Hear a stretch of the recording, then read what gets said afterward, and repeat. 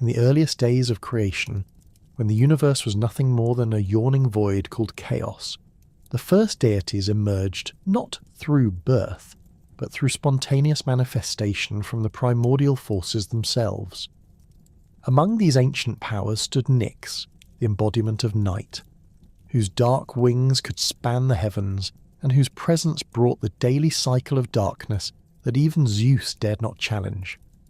From her union with Erebus, the personification of the deepest, most impenetrable darkness that existed before light itself was conceived, came forth a host of children who would govern the fundamental aspects of existence that mortals and gods alike could never escape.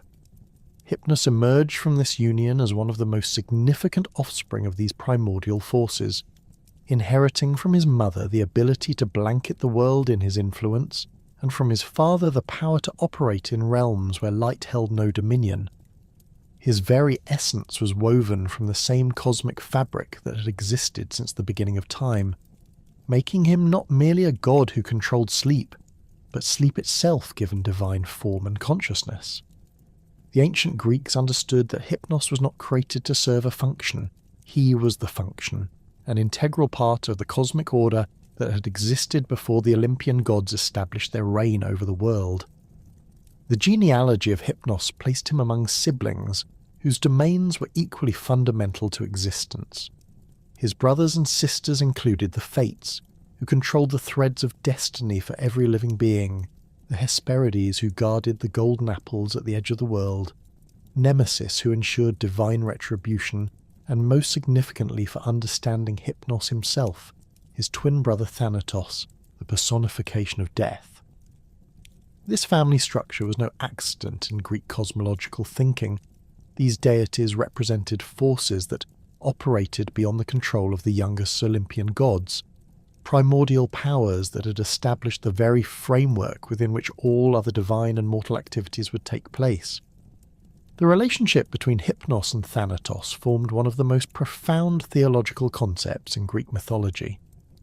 The Greeks observed that sleep and death shared unmistakable similarities, both involved a cessation of consciousness, both rendered the subject powerless and vulnerable, and both could claim anyone regardless of their status, wealth, or divine favour. In sleep, mortals experienced a temporary death, a nightly journey into a state that mimicked the final transition that awaited all living beings. Thanatos represented the permanent version of what Hypnos offered temporarily, and this connection was so fundamental that the two brothers were rarely mentioned separately in the earliest mythological sources. The twins shared not only their parentage and their complementary domains, but also their dwelling place in the Underworld. Unlike the Olympian gods who resided on Mount Olympus in gleaming palaces that reflected their glory, Hypnos and Thanatos inhabited a realm that existed outside the normal geography of the world. Their shared residence was described as a vast cave system that lay beyond the reach of Helios, the sun god, ensuring that neither dawn nor daylight could penetrate its depths. The moon goddess Selene also held no sway in this place, leaving it in perpetual twilight that was neither the complete darkness of Erebus nor the illuminated world of the living. This cave was not merely a dwelling, but a cosmic nexus where the boundaries between consciousness and unconsciousness, life and death, became permeable. The Greeks understood that when mortals fell asleep, their souls in some sense travelled to this realm, which explained why sleep could be both restorative and dangerous, why dreams could bring prophetic visions, and why some sleepers never awakened. The cave served as a way station where Hypnos could sort through the countless souls that required his attention each night, determining the depth and duration of their sleep, the nature of their dreams, and in some cases, whether they would return to waking consciousness at all. The physical description of Hypnos' realm varied among different sources, but certain elements remained consistent across the mythological tradition. The entrance to the cave was invariably surrounded by vast fields of poppies, their blood-red petals heavy with the narcotic substances that induced the deepest sleep. These were not ordinary flowers, but divine plants that, had grown from the essence of sleep itself, their very presence causing drowsiness in any living creature that approached. Alongside the poppies grew other sleep-inducing vegetation, night-blooming cereus that opened only in darkness, mandragora with its human-shaped roots that screamed when pulled from the earth, and various herbs that mortal physicians would later discover and use in their own attempts to bring rest to the suffering. The River Lethe flowed near or through this realm in many accounts, its waters carrying the gift and curse of forgetfulness. Those who drank from Lethe would lose all memory of their past, which explained why mortals typically could not remember their dreams clearly upon waking, and why the experience of deep sleep felt like a complete break from conscious existence. Some sources placed additional rivers in the vicinity, the Cocytus with its waters of lamentation and branches of the Styx itself, creating a network of waterways that connected Hypnos' realm to various parts of the Underworld and allowed him to extend his influence throughout the cosmos. The cave itself was described as having countless chambers and passages, each serving a different aspect of Hypnos' domain. Some chambers were filled with soft beds made from the down of dream birds, where pleasant sleep and healing rest were prepared for mortals who had earned such favour. Other passages led to darker spaces where nightmares were crafted, and insomnia was stored as punishment for those who had offended the gods. The deepest chambers were reserved for the creation of prophetic dreams, those visions that the gods occasionally sent to mortals to communicate their will or reveal future events. Within this realm, Hypnos maintained a court of supernatural beings who assisted in his work. The Oneiroi, his sons who personified different types of dreams, had their own quarters within the cave system. Morpheus, who could take any human form in dreams, occupied chambers filled with mirrors and masks that allowed him to study and replicate the appearance of mortals. Isolus, who appeared as animals and monsters in dreams, kept menageries of supernatural creatures that existed nowhere else in creation. Thanatos, who manifested as inanimate objects in the dream world, maintained workshops where he crafted the landscapes and structures that formed the settings for mortal dreams. The power that Hypnos wielded from this realm was so fundamental and far-reaching that it impressed even Zeus, the king of the gods who had overthrown the Titans and established himself as the supreme deity of the cosmos. Zeus's fear of Hypnos was not born from any personal animosity or political rivalry, but from the recognition that sleep was a force that operated according to its own laws, independent of divine politics and immune to the usual methods of control that Zeus employed to maintain his authority. This fear was well-founded, as Hypnos possessed the ability to render unconscious any being in existence, mortal or divine. When Zeus himself required sleep, he became as vulnerable as any mortal, his consciousness departing and his divine awareness dimming. In this state, the king of the gods could not maintain his constant vigilance over the cosmos, could not respond to threats or challenges to his authority, and could not prevent other deities from acting against his will. The temporary nature of this vulnerability did not diminish its significance. For those hours when Zeus slept, the cosmic order depended on the restraint and wisdom of other powers. The Greeks understood that Hypnos' power operated through natural law rather than divine decree. Unlike other gods who could choose to withhold their gifts or redirect their influence based on personal preference, Hypnos embodied a biological and spiritual necessity that could not be permanently denied. Mortals who tried to avoid sleep entirely would eventually succumb to madness and death, while those who slept too deeply risked never awakening. Even the gods, despite their immortality, required periods of rest and renewal that only Hypnos could provide. This universal need for sleep gave Hypnos a unique position in the divine hierarchy. While other gods competed for worship, territory, and influence, Hypnos received acknowledgement from every living being simply through their daily surrender to his power. Every night, across the entire world, mortals demonstrated their dependence on his gift by laying down their consciousness and trusting in his benevolence to return it to them with the dawn. This daily act of faith, repeated by millions of beings, created a reservoir of divine power that operated independently of formal religious observance. The primordial nature of Hypnos' authority also meant that his power predated and superseded many of the cosmic arrangements that Zeus had established after his victory over the Titans. While Zeus could command the loyalty of the Olympian gods and could punish mortals who defied his will, he could not fundamentally alter the need for sleep or the mechanisms by which Hypnos provided it. This limitation on Zeus's otherwise supreme authority created a complex dynamic between the sky god and the sleep god, a relationship built on mutual respect and careful boundaries rather than the hierarchical submission that characterized Zeus's interactions with most other deities. The recognition of Hypnos' power extended beyond mere acknowledgement to active diplomatic consideration.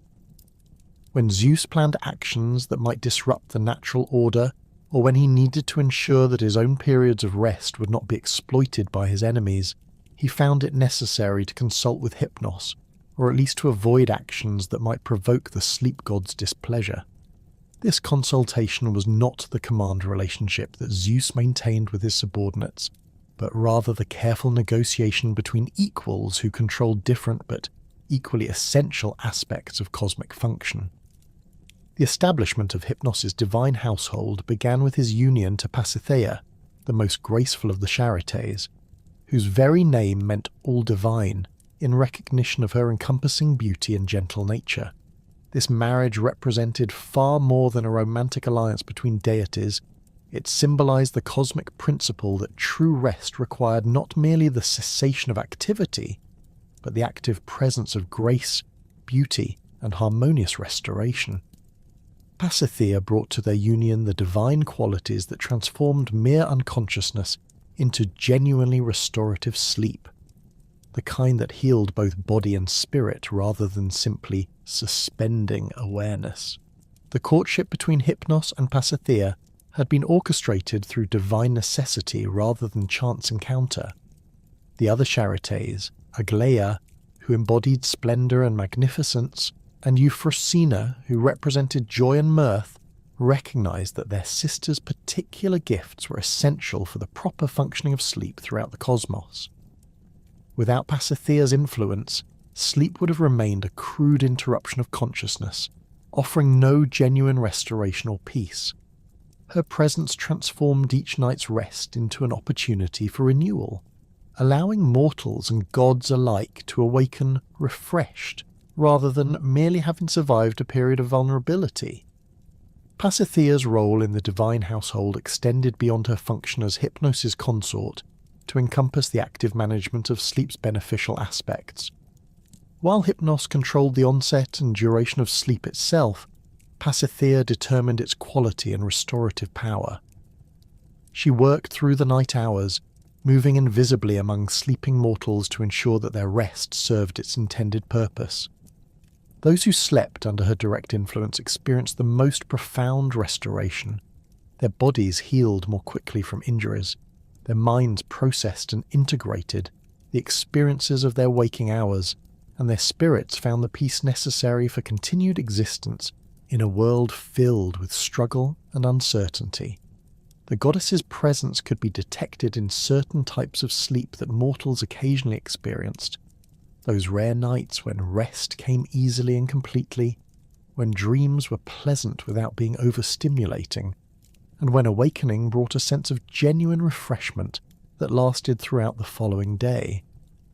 These experiences represented Pasithea's direct intervention, her decision to bestow her particular grace upon individuals who had earned such favour through their conduct, or who simply required extraordinary restoration to continue their appointed tasks. From this divine union came forth the Oneiroi, the personifications of dreams themselves, each governing a distinct category of the visions that visited sleeping minds. The birth of these dream gods represented the next stage in the cosmic organization of sleep, transforming it from a simple state of unconsciousness into a complex realm where communication between the divine and mortal worlds could occur, where the subconscious mind could process experiences, and where the future could occasionally be glimpsed through prophetic vision. Morpheus, the eldest and most powerful of the Oneiroi, inherited from his father the ability to induce sleep, and from his mother the gift of perfect mimicry in matters of grace and beauty. His particular domain encompassed all dreams in which human forms appeared, whether these figures represented actual people known to the dreamer, composite characters created from memory, or entirely fictional beings who nonetheless possessed convincingly human characteristics. Morpheus could assume any human appearance with absolute precision, replicating not only physical features but also mannerisms, speech patterns, and the subtle behavioral cues that made his dream appearances indistinguishable from encounters with real people. The power of Morpheus extended beyond mere impersonation to encompass the creation of complex dream narratives involving human interactions. He could craft elaborate scenarios where the dreamer experienced conversations with deceased relatives, encounters with distant friends, or meetings with strangers who delivered important messages. These dreams often carried emotional weight that persisted after awakening, influencing the dreamer's subsequent decisions and attitudes in ways that demonstrated the profound impact of Morpheus's interventions. The dream god's workshop within his father's cave contained vast galleries where he studied human behaviour and appearance. These spaces were filled with what appeared to be mirrors, but which actually functioned as windows into the waking world, allowing Morpheus to observe mortals in their daily activities and to catalogue the infinite variations of human expression, gesture, and interaction. He maintained detailed records of every person who had ever lived, ensuring that when he appeared in dreams, his representations carried the authenticity that made dream encounters feel genuine rather than obviously supernatural. Morpheus also possessed the ability to create composite human figures in dreams, blending characteristics from multiple real people to produce dream characters who served specific narrative or emotional purposes. These composite figures often appeared in dreams that addressed the dreamer's psychological needs. A stern but loving parent figure might combine the best qualities of the dreamer's actual parents with idealized characteristics that provided comfort or guidance, while a threatening figure might embody various sources of anxiety or fear in a form that the dreaming mind could confront and potentially resolve. Iceless, also known as Phobator, governed the realm of dreams featuring animals, monsters, and supernatural creatures. His domain encompassed the more primitive and instinctual aspects of the dreaming mind, those visions that tapped into fundamental fears, desires, and survival instincts that predated human civilization. Unlike his brother Morpheus, who worked primarily with rational and social content, Iceless dealt with the raw emotional and biological foundations of consciousness, the aspects of mental life that humans shared with other animals. The creatures that appeared in Iceless's dreams ranged from familiar animals behaving in unusual ways to entirely supernatural beings that existed nowhere in the waking world. He could manifest as a wolf pursuing the dreamer through an endless forest, as a serpent offering forbidden knowledge, or as a dragon guarding treasures that represented the dreamer's deepest desires. These animal forms were never arbitrary. Each creature carried specific symbolic meaning related to the dreamer's psychological state and spiritual needs. Iceless maintained extensive menageries within the cave system, housing not only representations of every animal that existed in the natural world, but also the prototypes for supernatural creatures that appeared exclusively in dreams. These dream beasts possessed characteristics that made them particularly effective for communicating with the unconscious mind. They could embody multiple symbolic meanings simultaneously, shift their forms to match the dreamer's changing emotional state, and interact with dream environments in ways that defied natural law while remaining psychologically coherent. The monsters created by Iceless served important psychological functions, often representing externalized versions of internal conflicts or fears that the dreamer needed to confront.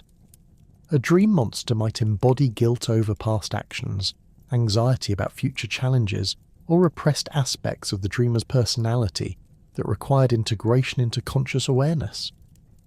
By manifesting these psychological elements as external creatures, the Celes enabled dreamers to engage with difficult aspects of their inner lives in a format that felt manageable and potentially resolvable.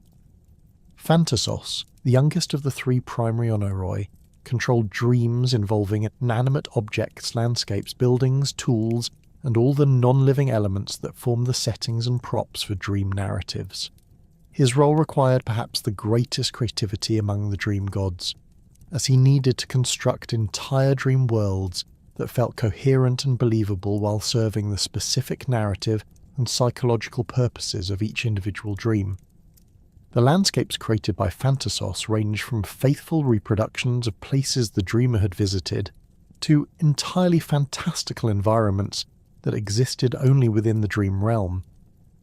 He could craft a perfect replica of the dreamer's childhood home, complete with every detail of furniture arrangement and decoration, or he could create impossible architectures where rooms connected in non-Euclidean ways and staircases led to destinations that defied spatial logic while somehow feeling natural within the dream context. Thanatos' workshops contained the raw materials from which dream environments were constructed, not physical substances, but the essential forms and patterns that gave shape to inanimate objects. He maintained vast libraries of architectural styles, geological formations, weather patterns, and technological artifacts, allowing him to create dream settings that matched any historical period or cultural context. His creations needed to feel authentic to the dreamer's expectations, while also serving the symbolic and narrative requirements of the specific dream experience. The objects created by Thanatos often carried symbolic significance that transcended their apparent function within the dream. A key might represent opportunity or hidden knowledge, a bridge might symbolize transition or connection, and a mirror might reflect the dreamer's self-perception or reveal hidden truths. These symbolic objects interacted with the human and animal figures created by his brothers to produce complete dream experiences that addressed multiple levels of meaning simultaneously. The relationship between Hypnos and his mother Nyx represented one of the most significant protective arrangements in the entire pantheon. Nyx's status as a primordial deity gave her authority that even Zeus acknowledged and respected, creating a shield of protection around her children that extended beyond normal divine politics. This protection proved crucial for Hypnos, whose domain occasionally brought him into conflict with the king of the gods when the necessities of sleep interfered with Zeus's plans or desires. The most famous instance of this protection occurred when Hera sought to enlist Hypnos' aid in her ongoing conflicts with Zeus over his numerous infidelities. Hera's plan required Zeus to be rendered unconscious at a crucial moment, allowing her to act against his interests without facing immediate retaliation. Hypnos initially refused this dangerous request, having previously incurred Zeus's wrath for similar assistance and barely escaping punishment through his mother's intervention.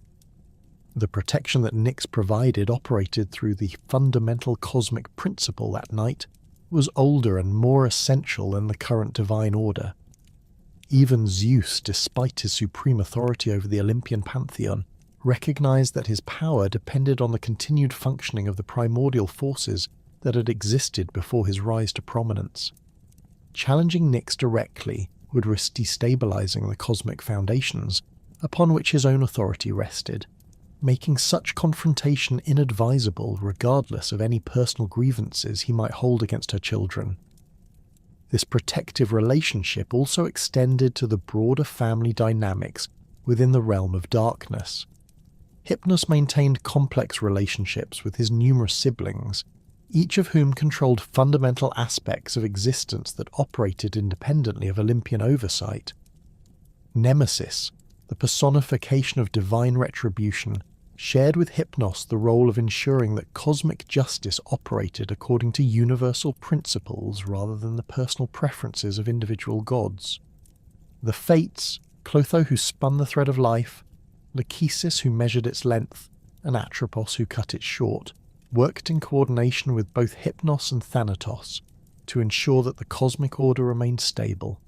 Their control over destiny included the timing of sleep and death, making them natural allies of the twin brothers. When the fates determined that a particular individual's thread had reached its appointed length, Thanatos would claim them, but the transition often involved a final sleep administered by Hypnos to ease the passage from life to death. Eris, the personification of strife and discord, maintained a more complex relationship with her brother Hypnos. While her domain involved the creation of conflict and tension, she recognized that even the most intense struggles required periods of rest and recovery. Warriors needed sleep to maintain their strength for battle, and even the gods required respite from constant conflict.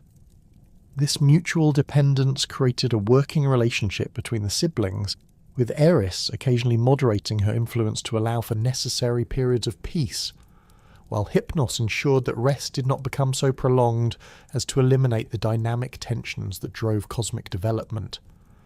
The Hesperides, who guarded the golden apples at the western edge of the world, coordinated their activities with Hypnos to ensure that the transition from day to night occurred smoothly. Their garden marked the boundary where Helios ended his daily journey across the sky, and their evening songs helped to create the peaceful atmosphere that facilitated the onset of sleep across the world. The golden apples themselves possessed properties that enhanced the restorative power of sleep, and the Hesperides occasionally shared their fruit with their brother to strengthen his ability to provide genuine rest to those who required extraordinary healing.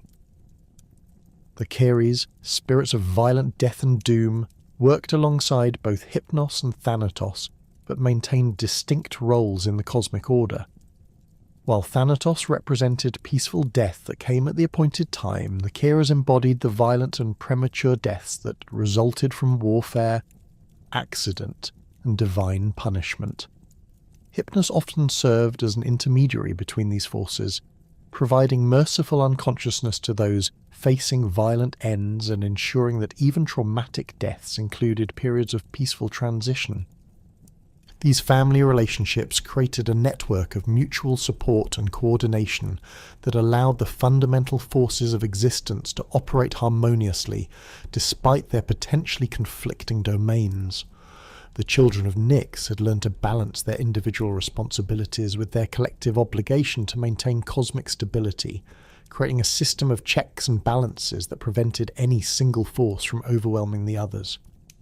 The relationship between the primordial deities and the Olympian gods reached its most dramatic expression during the events chronicled in Homer's Iliad, where the ancient powers that predated Zeus's reign became active participants in the cosmic struggle that the Trojan War represented. Within this epic conflict, Hypnos found himself drawn into political machinations that would test both his divine wisdom and his family loyalties, ultimately demonstrating that even the fundamental forces of nature could not remain neutral when the fate of civilizations hung in the balance. The 10th year of the Trojan War had brought the conflict to a critical juncture where divine intervention had become as important as mortal valor in determining the outcome.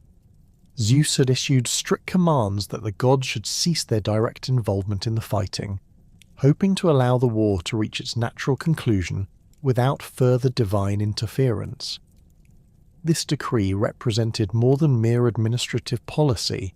It reflected Zeus's growing concern that the conflict had become a proxy war between competing divine factions, threatening to escalate into a full-scale war among the gods themselves. However, Zeus's neutrality policy created intense frustration among the deities who had invested themselves emotionally and politically in the war's outcome.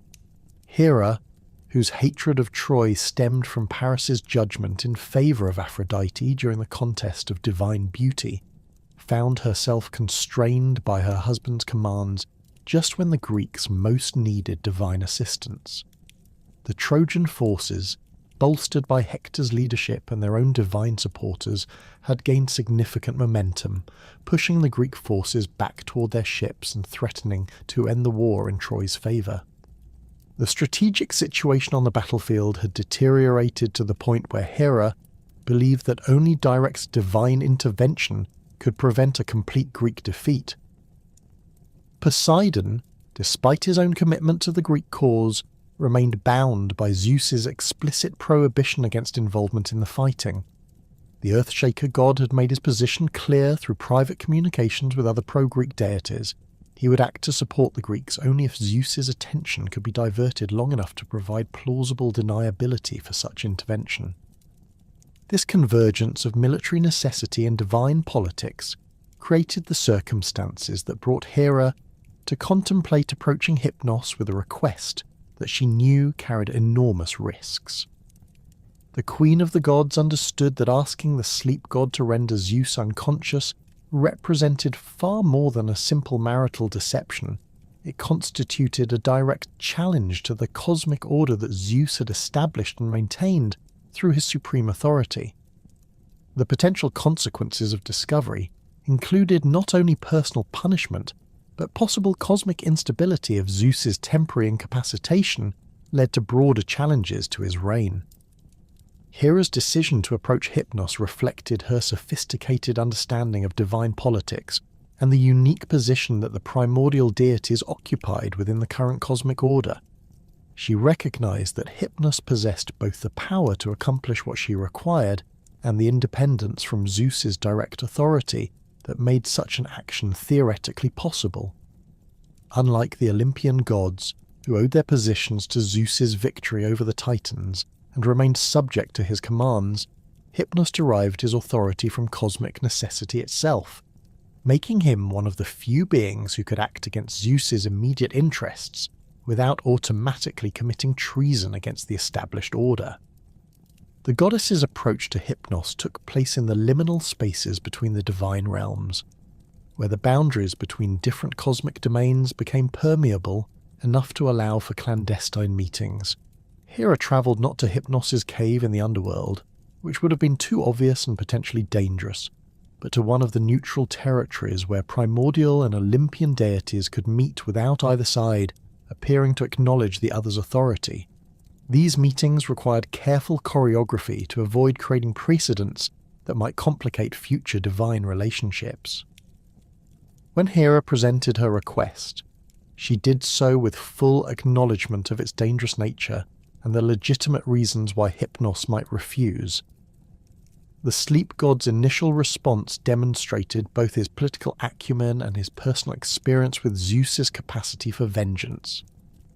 Hypnos reminded Hera of a previous occasion when he had provided similar assistance, rendering Zeus unconscious to allow Hera to pursue her vendetta against Heracles, Zeus's mortal son, whose very existence represented a painful reminder of her husband's infidelity.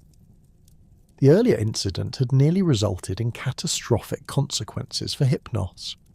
When Zeus awakened and discovered that he had been deliberately incapacitated to facilitate actions against his will, his rage had been so intense that he had threatened to cast Hypnos into Tartarus, the deepest and most terrible prison in the Underworld, where even gods could suffer eternal torment.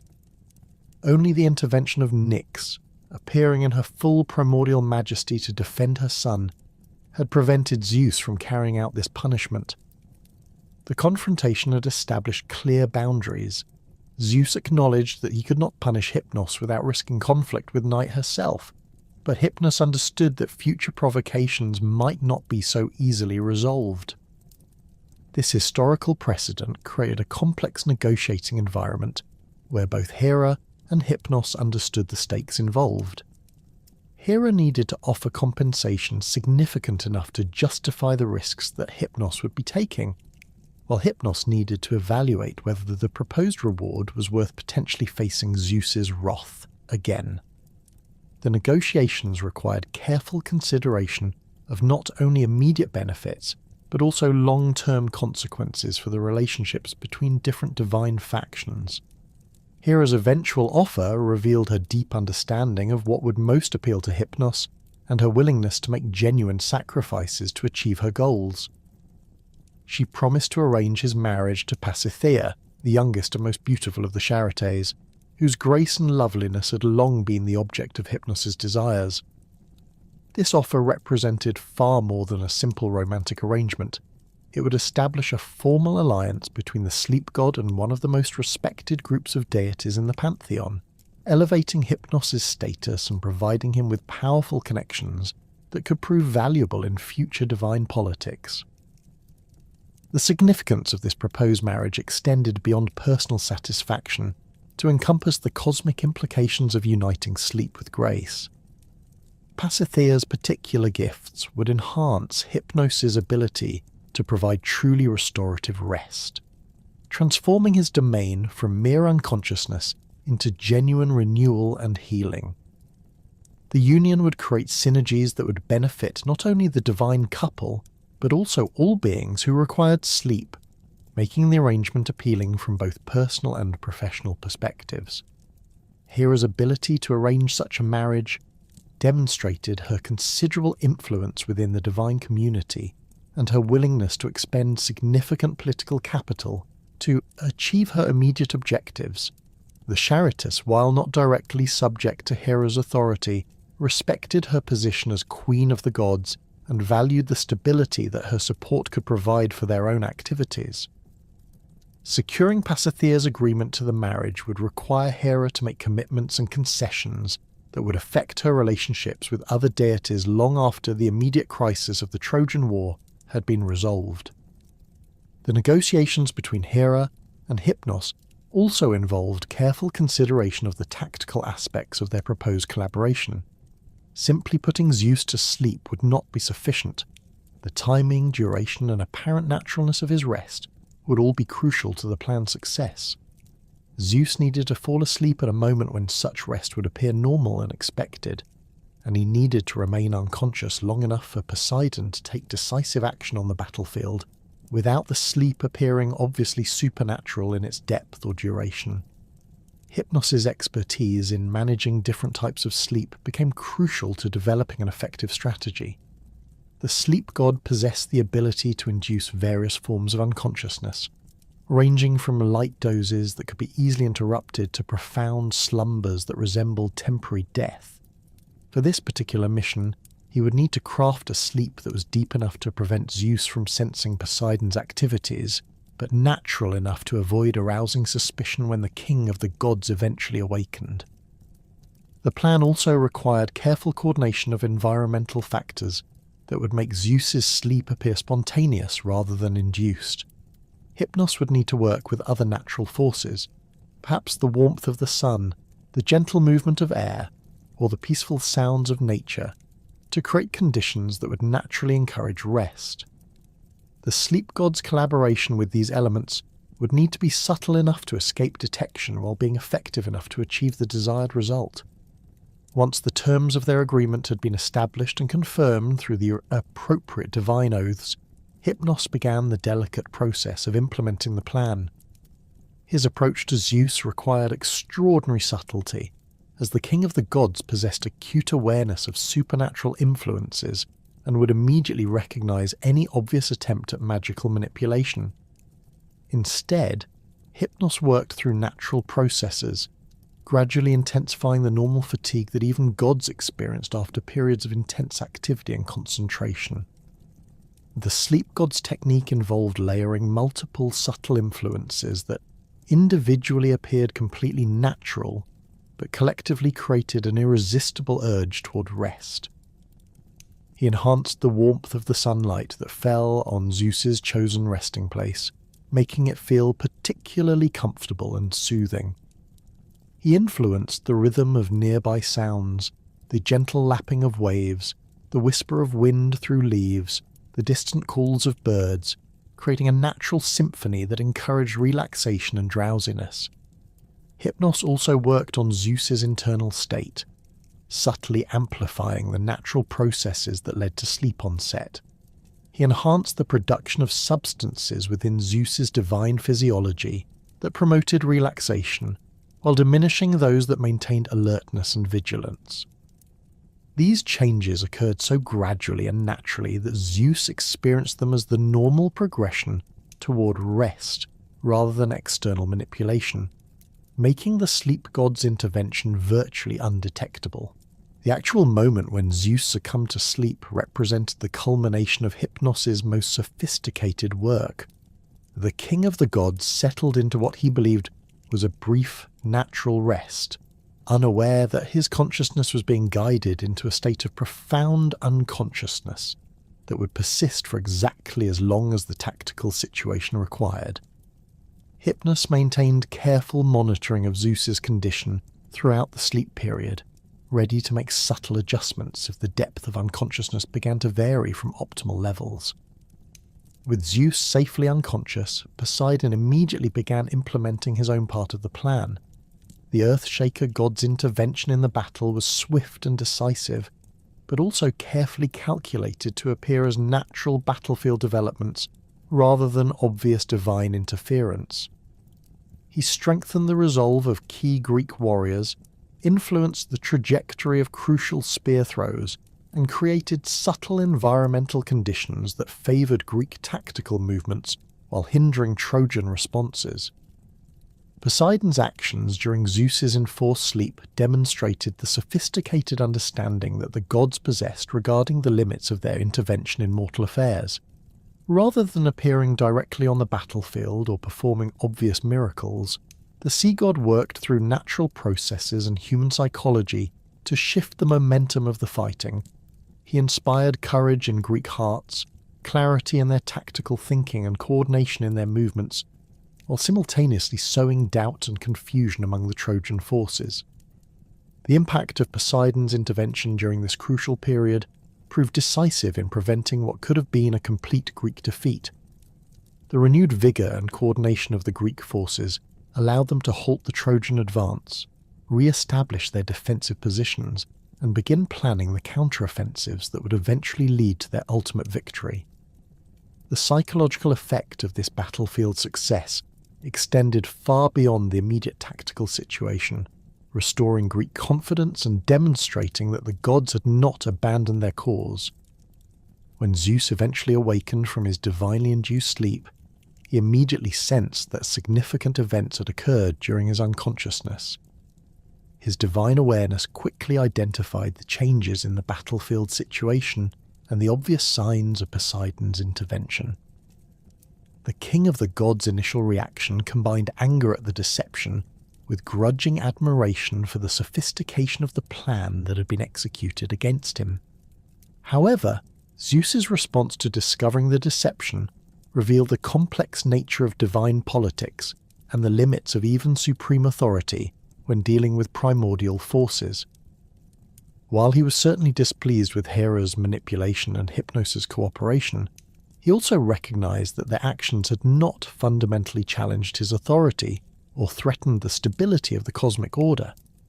The intervention had been limited in scope and duration, designed to influence specific events rather than to overthrow the established divine hierarchy.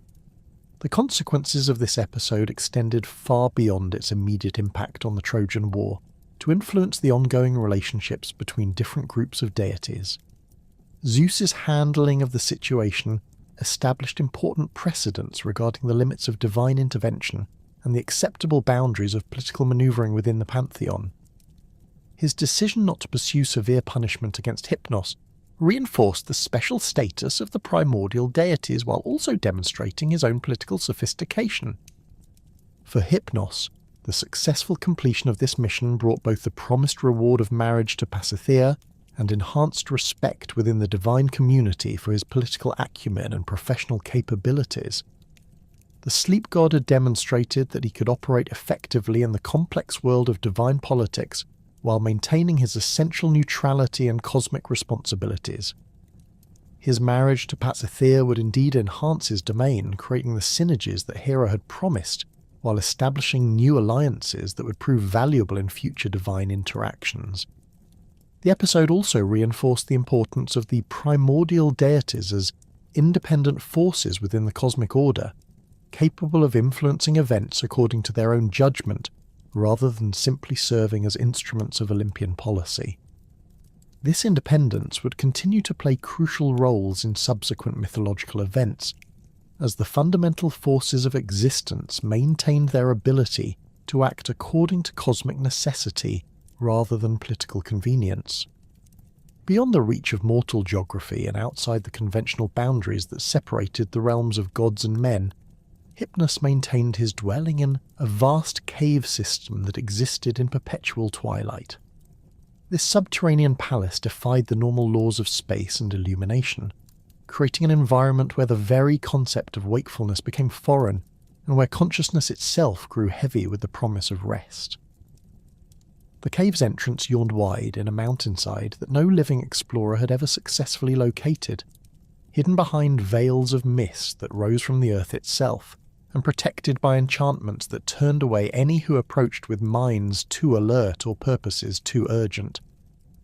The approach to Hypnos' domain began in fields of blood-red poppies that stretched beyond the horizon in every direction. These were not ordinary flowers, but divine manifestations of sleep's essence, their petals heavy with narcotic oils that seeped into the very air and created an atmosphere of profound drowsiness.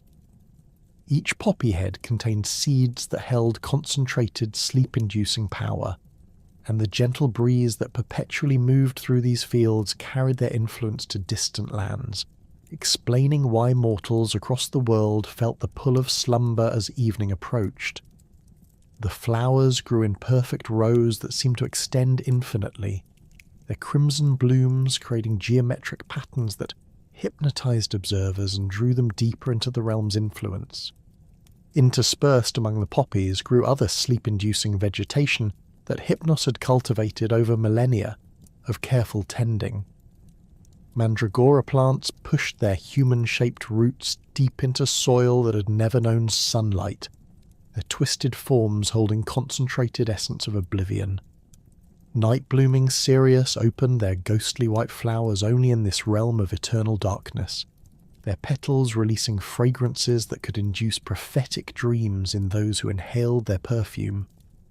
Clusters of valerian sprouted alongside beds of chamomile, whose flowers glowed with their own pale luminescence, creating patches of gentle light that guided visitors deeper into the domain while simultaneously weakening their resistance to sleep's call. The cave entrance itself appeared as a natural formation carved from black stone that seemed to absorb rather than reflect what little light reached this place. Ancient symbols covered the rock face around the opening, inscribed in scripts that predated human writing and conveyed meaning through direct impression upon the observer's consciousness rather than through conventional reading. These markings served as both decoration and functional elements of the cave's enchantments, their presence ensuring that only those with legitimate business in the realm of sleep could successfully navigate the entrance passages. Stepping through the cave mouth, visitors found themselves in a vast antechamber, where the normal rules of architecture ceased to apply. The ceiling stretched impossibly high, disappearing into shadows that seemed to move with their own purpose, while the floor consisted of polished stone that reflected images not of the chamber itself, but of distant sleeping figures from across the world. The walls curved away in directions that suggested the space was far larger than its entrance had indicated, with passages branching off at intervals that followed no geometric pattern mortals could comprehend. The River Lethe flowed through this antechamber, its dark waters moving with barely perceptible current that created a soft murmuring sound throughout the space. The river's source remained hidden in the deepest recesses of the cave system, while its destination wound through various chambers before eventually emerging in the Underworld proper, where souls of the dead would drink its waters to forget their mortal lives. Within Hypnos' domain, however, the river served a different function, its presence creating an atmosphere where memory became fluid and the boundaries between past, present and future grew indistinct. The waters of Lethe within the cave possessed properties that differed subtly from those encountered elsewhere in the Underworld. Rather than completely erasing memory, the river here induced a state where recollections became dreamlike and uncertain, allowing visitors to experience the peaceful detachment necessary for true rest. Mortals who somehow found their way to this place and drank from these particular waters would not lose their identities entirely, but would find their anxieties and urgent concerns fading into the background of consciousness, replaced by the serene acceptance that characterized profound sleep. Bridges of crystallized moonlight span the river at irregular intervals, their surfaces solid enough to support weight while remaining translucent enough to reveal the dark waters flowing beneath. These bridges appeared and disappeared according to the needs of the realm's inhabitants, manifesting when passage was required and dissolving when their function was complete. The material from which they were constructed existed nowhere else in creation, formed from the essence of night itself and given temporary solidity through Hypnos' will. Beyond the antechamber, the cave system branched into countless passages and chambers, each serving specific functions within the complex organization of sleep and dreams. The passages themselves defied conventional navigation, the routes changing according to the intentions and needs of those who travelled them. A visitor seeking healing sleep might find themselves guided toward chambers filled with soft beds and restorative atmosphere, while someone requiring prophetic dreams would be led through different corridors toward the specialized areas where such visions were crafted and dispensed. The walls throughout the cave system consisted of a unique stone that absorbed sound while simultaneously amplifying the subtle vibrations that promoted rest and relaxation. This material had been shaped not through conventional mining or carving, but through millennia of exposure to sleep's essence, gradually transforming from ordinary rock into a substance that actively contributed to the realm's soporific atmosphere. The stone's surface felt warm to the touch despite the absence of any heat source, and its texture seemed to shift subtly under direct contact, adapting itself to provide the most comforting sensation possible. In the deeper regions of the cave system stood the twin gates through which dreams emerged to visit sleeping mortals throughout the world. These gates represented one of the most significant architectural features of Hypnos' domain, though their association with his realm varied among different mythological traditions. The Gate of Horn, carved from a single massive tusk of some primordial creature that had never walked the earth, served as the passage for true dreams, those visions that carried genuine prophetic content, divine messages, or meaningful insights into the dreamer's psychological state. The Gate of Horn's surface bore intricate carvings that seemed to move and shift when observed directly, depicting scenes that changed according to the nature of the dreams currently passing through its opening. At times, the carvings showed pastoral scenes of peaceful countryside, indicating that gentle restorative dreams were being dispatched to sleeping mortals. During periods when prophetic visions were being distributed, the gate's decorations transformed into complex symbolic representations that conveyed meaning through archetypal imagery rather than literal depiction. Adjacent to the Gate of Horn stood its counterpart, the Gate of Ivory, through which false dreams and deceptive visions emerged into the world. This gate's construction from polished ivory created a surface of deceptive beauty that reflected the nature of the dreams it released. The ivory's smooth perfection masked the potentially harmful nature of the visions that passed through this opening, dreams that misled dreamers, encouraged false hopes, or created anxieties based on imaginary threats. The Gate of Ivory's decorations consisted of elaborate inlays that created optical illusions, patterns that appeared to show one thing when viewed from certain angles, but revealed entirely different images when the perspective shifted.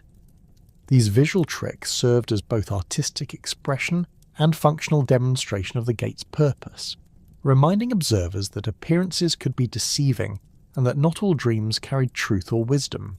Between the two gates stood a complex mechanism that sorted dreams according to their nature and destination, ensuring that each sleeping mortal received visions appropriate to their circumstances and needs. This sorting system operated through principles that combined divine wisdom with cosmic necessity, taking into account factors such as the dreamer's spiritual development, their current life challenges, their capacity to understand and benefit from different types of visions, and their role in the broader patterns of fate and destiny. The Oneiroi maintained their primary workshops and living quarters in chambers adjacent to the dream gates, allowing them to oversee the constant flow of visions while also crafting specialized dreams for particular situations. Morpheus occupied a suite of interconnected chambers whose walls were lined with what appeared to be mirrors but actually functioned as observation windows into the mortal world. These viewing devices allowed him to study human behavior with unprecedented detail, cataloguing facial expressions, gestures, speech patterns, and emotional responses that he would later replicate in his dream appearances. The mirrors in Morpheus's chambers possessed the ability to display not only current human activities, but also past events and potential future developments, providing the dream god with comprehensive understanding of each individual's life story and psychological makeup. This information proved essential for creating dream encounters that felt authentic and meaningful, rather than obviously supernatural. When Morpheus appeared in dreams as a deceased relative, he could draw upon detailed knowledge of that person's actual characteristics and their relationship with the dreamer, ensuring that the encounter carried appropriate emotional weight. Morpheus's personal quarters contained extensive wardrobes filled with costumes and accessories that allowed him to assume any human appearance with perfect accuracy. These were not physical garments in the conventional sense, but rather condensed essences of human identity that he could wear like clothing, transforming not only his appearance but also his mannerisms, voice, and behavioural patterns. The collection included representations of every type of human being who had ever existed, organised according to complex systems that allowed rapid selection of appropriate personas for specific dream scenarios. The Dream God's workshop areas contained tools and materials for crafting the narrative elements that gave structure to human dreams. These included emotional resonances that could be woven into dream experiences to create specific feelings, memory fragments that could be combined and recombined to produce familiar yet novel dream scenarios, and symbolic elements that conveyed meaning through archetypal imagery rather than literal representation. Morpheus's mastery of these materials allowed him to create dreams that operated simultaneously on multiple levels of meaning, providing entertainment, psychological insight, and spiritual guidance within single dream experiences. Iceless maintained his domain in chambers that resembled vast menageries, though the creatures housed there existed only within the realm of dreams and possessed characteristics that defied natural law. These dream beasts served as the raw material for the animal and monster forms that appeared in sleeping visions, each species carefully designed to evoke specific psychological responses and symbolic associations. The Dream Gods collection included faithful representations of every animal species that existed in the natural world, as well as hybrid creatures and purely supernatural beings that appeared exclusively in dreams. The creatures in Iceless's menageries possessed the ability to transform themselves according to the needs of specific dreams, shifting their size, coloration, behaviour, and even fundamental nature to match the symbolic requirements of particular visions. A dream wolf might appear as a threatening predator in one context, while manifesting as a wise guide in another, its transformation reflecting the different symbolic meanings that wolves carried for different dreamers or in different cultural contexts. Iceless's workshops contain the facilities necessary for creating entirely new dream creatures when existing species proved inadequate for specific purposes. These creation chambers were filled with the fundamental essences of animal nature, predatory instincts, protective behaviours, territorial impulses, mating drives, and all the other biological imperatives that motivated creature behaviour. By combining these essences in novel ways, Iceless could produce dream animals that embodied particular psychological concepts or emotional states, creating symbolic representations that communicated directly with the dreamer's unconscious mind. The Dream God's personal quarters reflected his connection to the more primitive and instinctual aspects of consciousness, decorated with natural materials that had been shaped by dream logic rather than conventional craftsmanship. Furniture appeared to grow from the floor and walls like living wood, while lighting came from bioluminescent organisms that existed only within this realm. The overall effect created an environment that felt both natural and supernatural, familiar yet strange, reflecting the dual nature of the dreams that Icarus crafted. Thanatos occupied the most architecturally complex chambers within the cave system, spaces where the normal rules of geometry and physics were suspended to allow for the creation of impossible dream environments. His workshops resembled vast construction sites where landscapes, buildings, and objects were assembled from the fundamental concepts that gave them meaning rather than from physical materials. Mountains were built from the essence of height and permanence, oceans from the concepts of depth and fluidity, and cities from the ideas of human community and architectural ambition. The dream god's tool collection included instruments for manipulating space, time, and causality within dream contexts, allowing him to create environments where rooms could be larger inside than outside, where staircases led to destinations that existed on different levels of reality, and where the same location could simultaneously represent multiple places from the dreamer's experience. These tools operated through principles that existed only within the realm of dreams, where symbolic meaning took precedence over physical law, and where psychological truth was more important than logical consistency. Thanatos' storage areas contained the essential forms of every type of inanimate object that had ever existed or could potentially exist, organized according to their symbolic significance rather than their physical properties. Bridges were grouped with other symbols of connection and transition, mirrors with other representations of reflection and self-knowledge, and keys with other emblems of access and revelation. This organizational system allowed rapid selection of appropriate symbolic elements for dream construction, while also ensuring that the chosen objects would carry the correct psychological associations for individual dreamers. The dream god's personal quarters demonstrated his mastery over space and form, featuring rooms that reconfigured themselves according to his needs and preferences. Furniture appeared and disappeared on command, walls expanded or contracted to accommodate different activities, and the overall layout shifted to match his current projects and interests. The chambers served as both living space and experimental laboratory, where Thanatos could test new approaches to dream construction before implementing them in actual sleeping visions. Throughout the entire cave system, the atmosphere remained perfectly calibrated to promote rest and facilitate the various activities necessary for managing the world's dreams.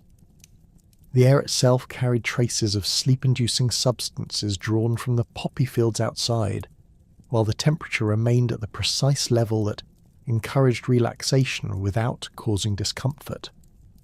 Sound within the caves was muffled and softened, creating an environment where even the most jarring noises became gentle and soothing. The lighting throughout Hypnos' domain came from sources that produced no heat and cast no harsh shadows, creating an ambience of perpetual twilight that perfectly balanced visibility with the dimness necessary for sleep. These light sources appeared to be embedded within the stone walls themselves, glowing with soft luminescence that varied in intensity according to the activities taking place in each chamber.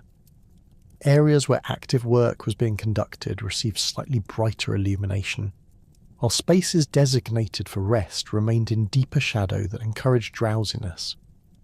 The entire cave system pulsed with a rhythm that matched the breathing patterns of deep sleep, creating subtle vibrations that encouraged visitors to synchronize their own biological processes with this cosmic heartbeat of rest. This rhythmic pulsing served multiple functions within the realm's operation, coordinating the activities of the various dream gods, regulating the flow of visions through the twin gates, and maintaining the temporal relationships between the dream realm and the waking world, where mortals experienced the visions that originated in these chambers.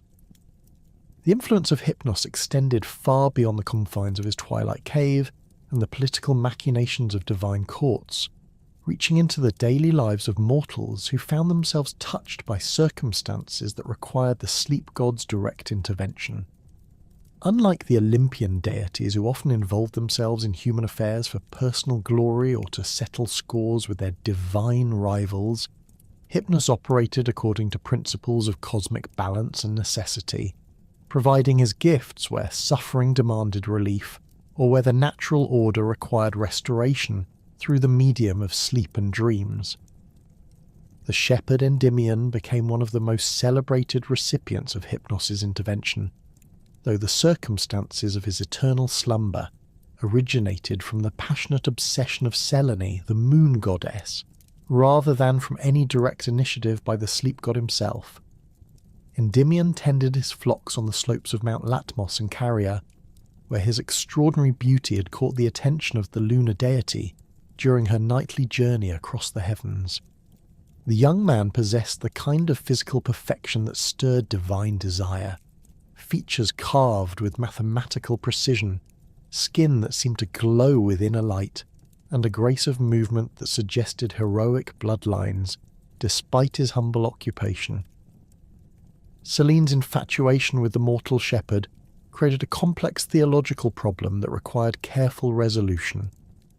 The moon goddess found herself unable to concentrate on her cosmic duties, her silver chariot wandering from its appointed path as she lingered to observe the sleeping shepherd. This disruption of lunar cycles threatened to destabilize the natural rhythms that governed agricultural seasons, tidal patterns, and the biological processes of countless creatures who depended on moonlight for their survival and reproduction. The situation demanded intervention from deities whose domains encompassed both sleep and the maintenance of cosmic order.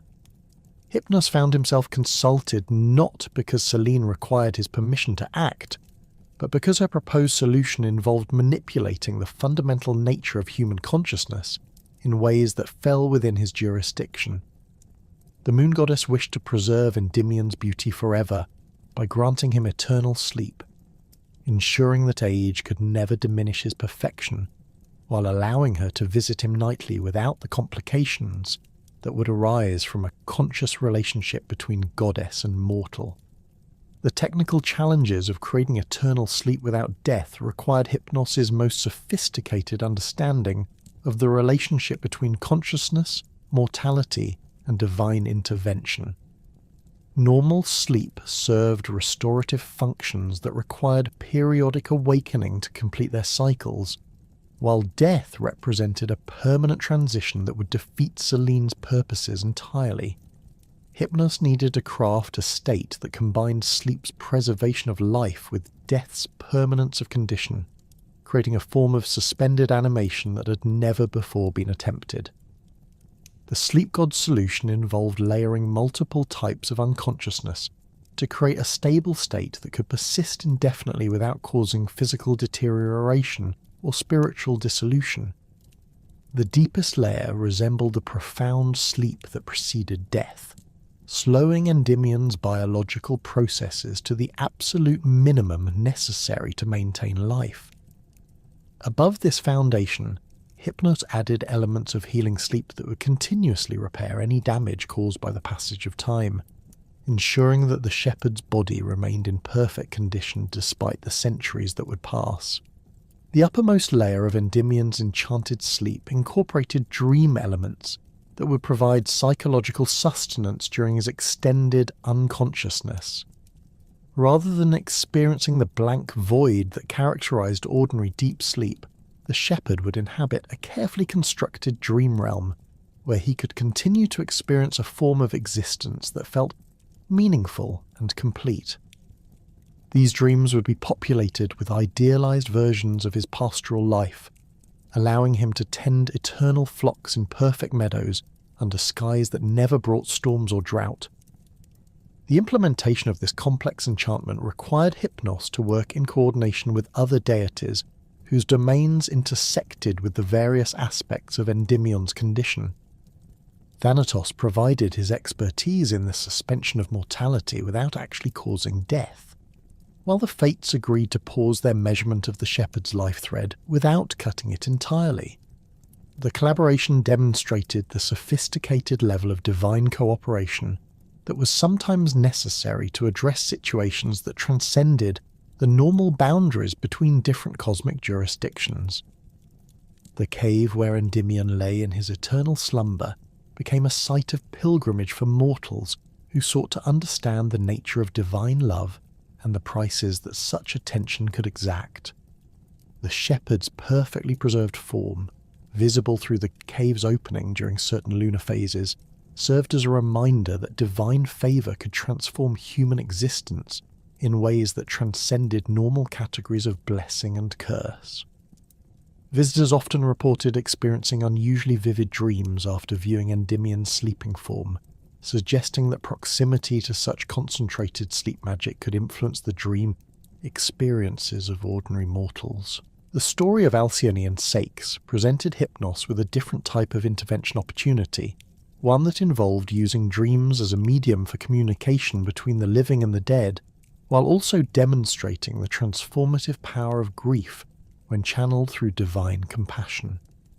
Saix, king of Trachis, had perished in a shipwreck while travelling to consult the oracle at Claros, leaving his wife Alcyone unaware of his fate and waiting anxiously for his return from what she believed was a routine diplomatic mission. The circumstances of Saix's death had prevented normal funeral rites and the proper notification of his family, creating a situation where the natural processes of grief and acceptance could not begin. Alcyone continued to pray daily for her husband's safe return, making offerings to Hera for his protection and to Poseidon for favourable winds, unaware that her devotions were directed toward preserving a life that had already been lost. Her continued hope, while touching in its faithfulness, prevented her from beginning the emotional and spiritual work necessary to process her loss and eventually find peace. Hera, moved by Alcyone's sincere devotion and recognizing the futility of allowing the woman's false hopes to continue indefinitely, decided to intervene by providing accurate information about Saix's fate. However, the direct delivery of such devastating news required careful handling to prevent psychological damage that might drive Alcyone to madness or suicide. The Queen of the Gods determined that the news should be conveyed through dreams, where the unconscious mind could begin processing the loss before conscious awareness was forced to confront its full reality. The task of crafting and delivering this crucial dream fell to Hypnos, whose expertise in the therapeutic applications of sleep made him the logical choice for such delicate work. The sleep god understood that simply showing Alcyone her husband's death would be insufficient and potentially harmful. The dream needed to provide not only information, but also emotional support and a framework for understanding the tragedy within a larger cosmic context that would allow for eventual acceptance and healing. Hypnos delegated the actual dream construction to Morpheus, whose ability to assume human forms made him ideal for appearing as the deceased Saix. However, the sleep god retained oversight of the project, ensuring that the dream's emotional impact would be carefully calibrated to provide truth without causing psychological collapse. The vision needed to convince Alcyone of its authenticity while also beginning the process of emotional separation that would eventually allow her to continue living without her husband. Morpheus's appearance in Alcyone's dream required extraordinary attention to detail, as the success of the entire intervention depended on her immediate recognition and acceptance of the figure as her actual husband rather than a mere dream phantom. The dream god studied Saix's preserved body, which had been recovered by sea nymphs and prepared for proper burial, cataloguing every physical detail that would be necessary for perfect impersonation. More challenging was the replication of Saix's personality, mannerisms and speech patterns, which Morpheus reconstructed from observations of the king's interactions with his wife during their years of marriage. The dream itself unfolded in multiple stages designed to guide Alcyone through the initial phases of grief, while providing her with the information she needed to begin accepting her new reality. Morpheus appeared first as Saix would have looked in life, allowing Alcyone to experience the joy of a reunion, before gradually revealing the truth of his death.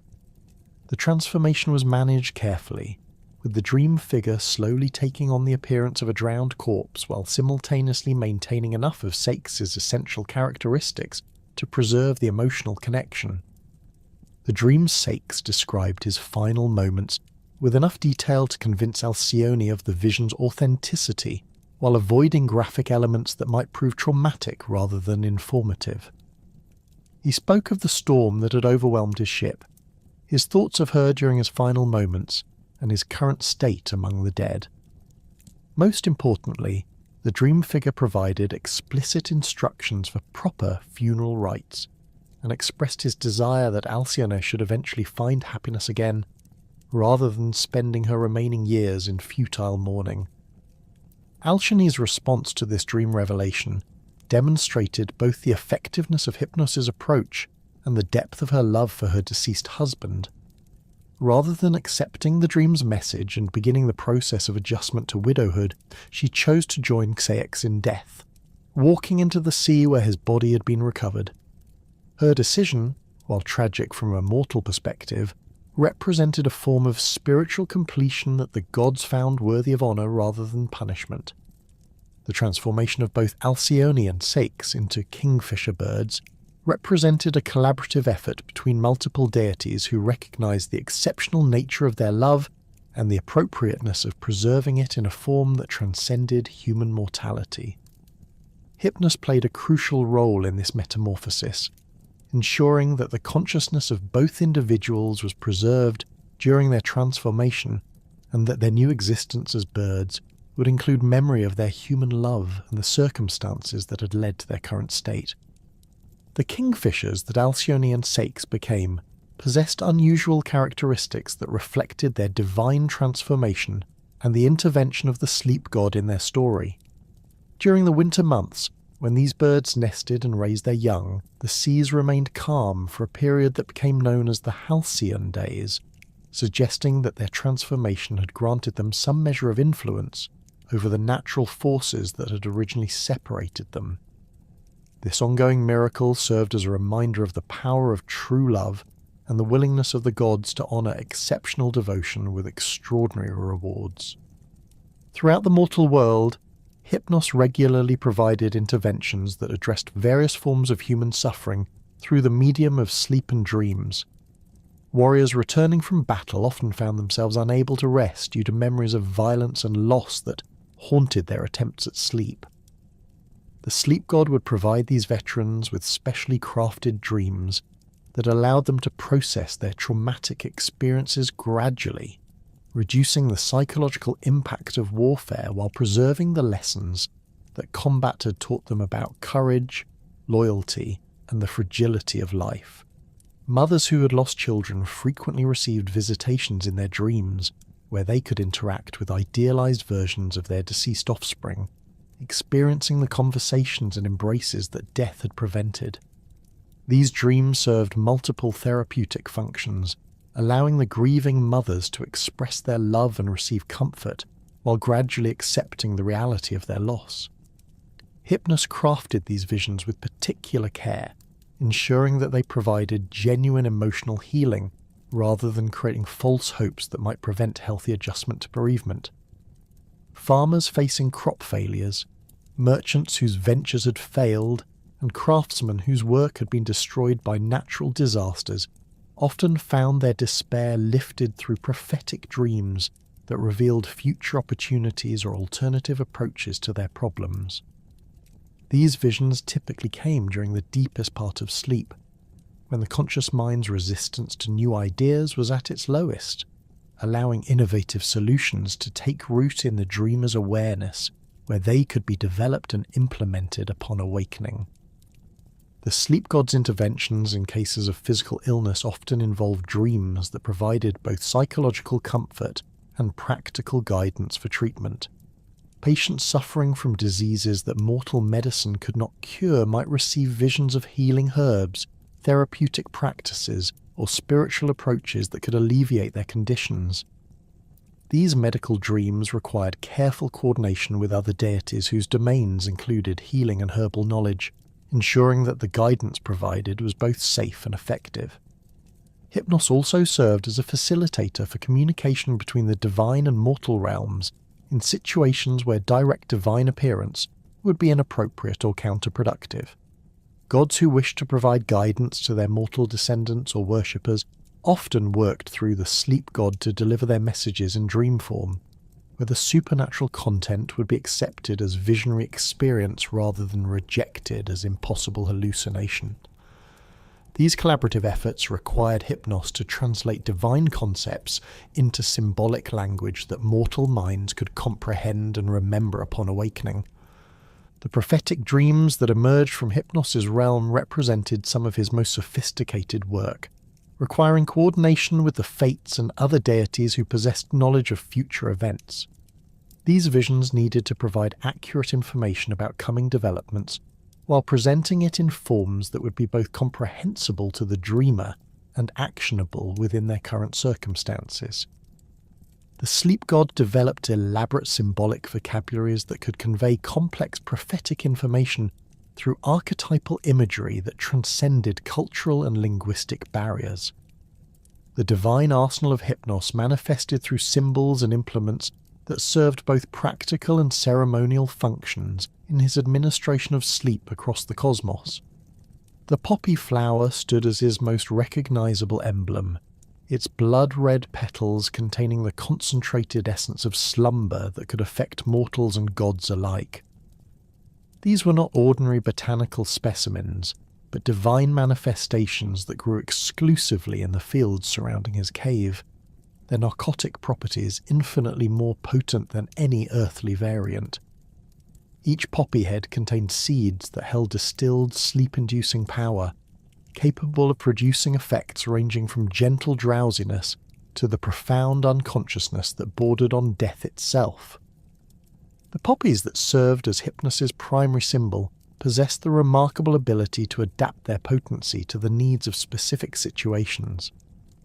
When scattered in small quantities, their influence created the pleasant fatigue that encouraged natural rest at day's end. In larger concentrations, they could induce the deep sleep necessary for healing severe injuries or processing traumatic experiences. The most concentrated preparations, reserved for extraordinary circumstances, could produce the death-like slumber that suspended all biological processes while preserving life itself, as demonstrated in the case of Endymion's eternal rest. The cultivation and harvesting of these divine poppies required specialized knowledge that Hypnos had developed over millennia of experimentation. Different varieties produced distinct effects. Some promoted dreamless sleep that provided pure physical restoration, while others encouraged vivid dreaming that facilitated psychological processing and spiritual insight. The timing of harvest influenced the flower's properties, with poppies gathered during different lunar phases producing varying intensities of effect. The sleep god maintained detailed records of these variations, allowing him to select precisely the right botanical preparation for each situation that required his intervention.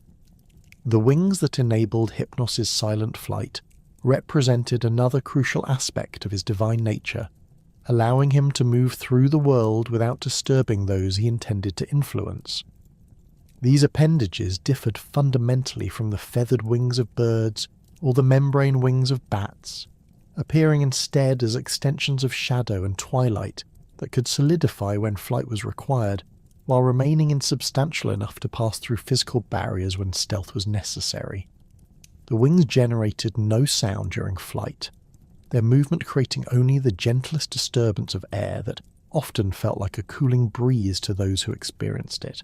The construction of these wings defied conventional understanding of aerodynamics, operating through principles that existed only within the realm of divine physics. Rather than achieving lift through the displacement of air, they functioned by manipulating the fundamental forces that govern the relationship between consciousness and physical existence.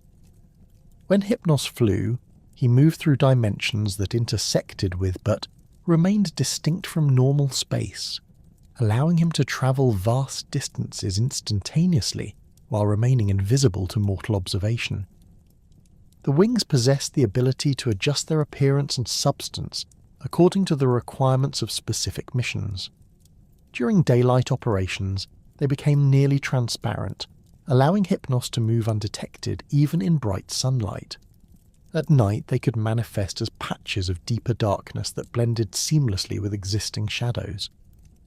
When the sleep god needed to appear in dreams, the wings transformed into symbolic representations that conveyed meaning appropriate to the dreamer's cultural background and personal associations. The branches and wands that Hypnos employed to induce sleep served as focusing instruments for his power, allowing him to direct his influence with precision, while also providing physical objects that could be perceived by those who encountered him in various contexts. These implements were crafted from wood taken from trees that grew exclusively in the Twilight realm, their substance infused with concentrated sleep essence that had accumulated over centuries of exposure to the cave's atmosphere. The wood itself possessed a dark, almost black coloration, with grain patterns that seemed to shift and flow when observed closely. Each wand or branch was carefully shaped to serve specific functions within Hypnos' repertoire of sleep-inducing techniques. Some were designed for broad-area effects, capable of bringing sleep to entire armies or populations when circumstances required such extensive intervention. Others were crafted for precision work, allowing the sleep god to affect individual targets without influencing nearby persons who should remain awake. The most specialized implements could induce particular types of sleep, healing rest, prophetic slumber, or the temporary suspension of consciousness that facilitated divine communication. The creation of these implements required extensive preparation and the incorporation of materials from various sources throughout the cosmic realm. The core wood was harvested from trees that had never been touched by sunlight, ensuring that their essence remained purely nocturnal. This base material was then treated with extracts from the divine poppies, oils pressed from night-blooming flowers, and essences drawn from the waters of Lethe. The combination process took place during specific astronomical alignments that enhanced the final product's effectiveness and durability. The mechanics of Hypnos' power operated through his ability to manipulate the fundamental forces that governed consciousness and biological rhythm. Sleep represented more than mere rest. It constituted a temporary separation of the soul from active engagement with the physical world, a state where the normal barriers between conscious and unconscious awareness became permeable. The sleep god possessed intimate understanding of the neurological, spiritual, and cosmic factors that influenced this transition, allowing him to induce sleep by adjusting any or all of these elements according to the needs of specific situations. The process of inducing sleep in mortals typically began with subtle alterations to their immediate environment that encouraged natural drowsiness. Hypnos could adjust air temperature, humidity, and atmospheric pressure to create conditions that promoted relaxation and fatigue. He influenced the quality and intensity of available light, gradually dimming illumination in ways that triggered the biological responses associated with evening and nighttime. Sound environments could be modified to include rhythmic elements that encourage synchronization with sleep-conducive brainwave patterns. More direct intervention involved the manipulation of biochemical processes within the target's body, enhancing the production of natural sleep-inducing substances while suppressing those that maintained alertness and vigilance. The sleep god could accelerate the accumulation of adenosine, the chemical that created feelings of tiredness, while simultaneously reducing the effectiveness of stimulating neurotransmitters. These changes occurred gradually enough to feel natural while being comprehensive enough to ensure that resistance to sleep became impossible. The most sophisticated applications of Hypnos' power involved working directly with the spiritual and psychological aspects of consciousness. He could identify and address the mental concerns, anxieties, and preoccupations that prevented natural sleep, providing temporary resolution or suspension of these issues to allow rest to occur.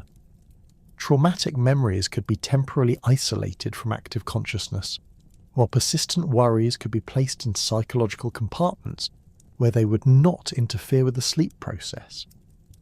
When dealing with divine subjects, Hypnos' approach required significantly greater subtlety and power.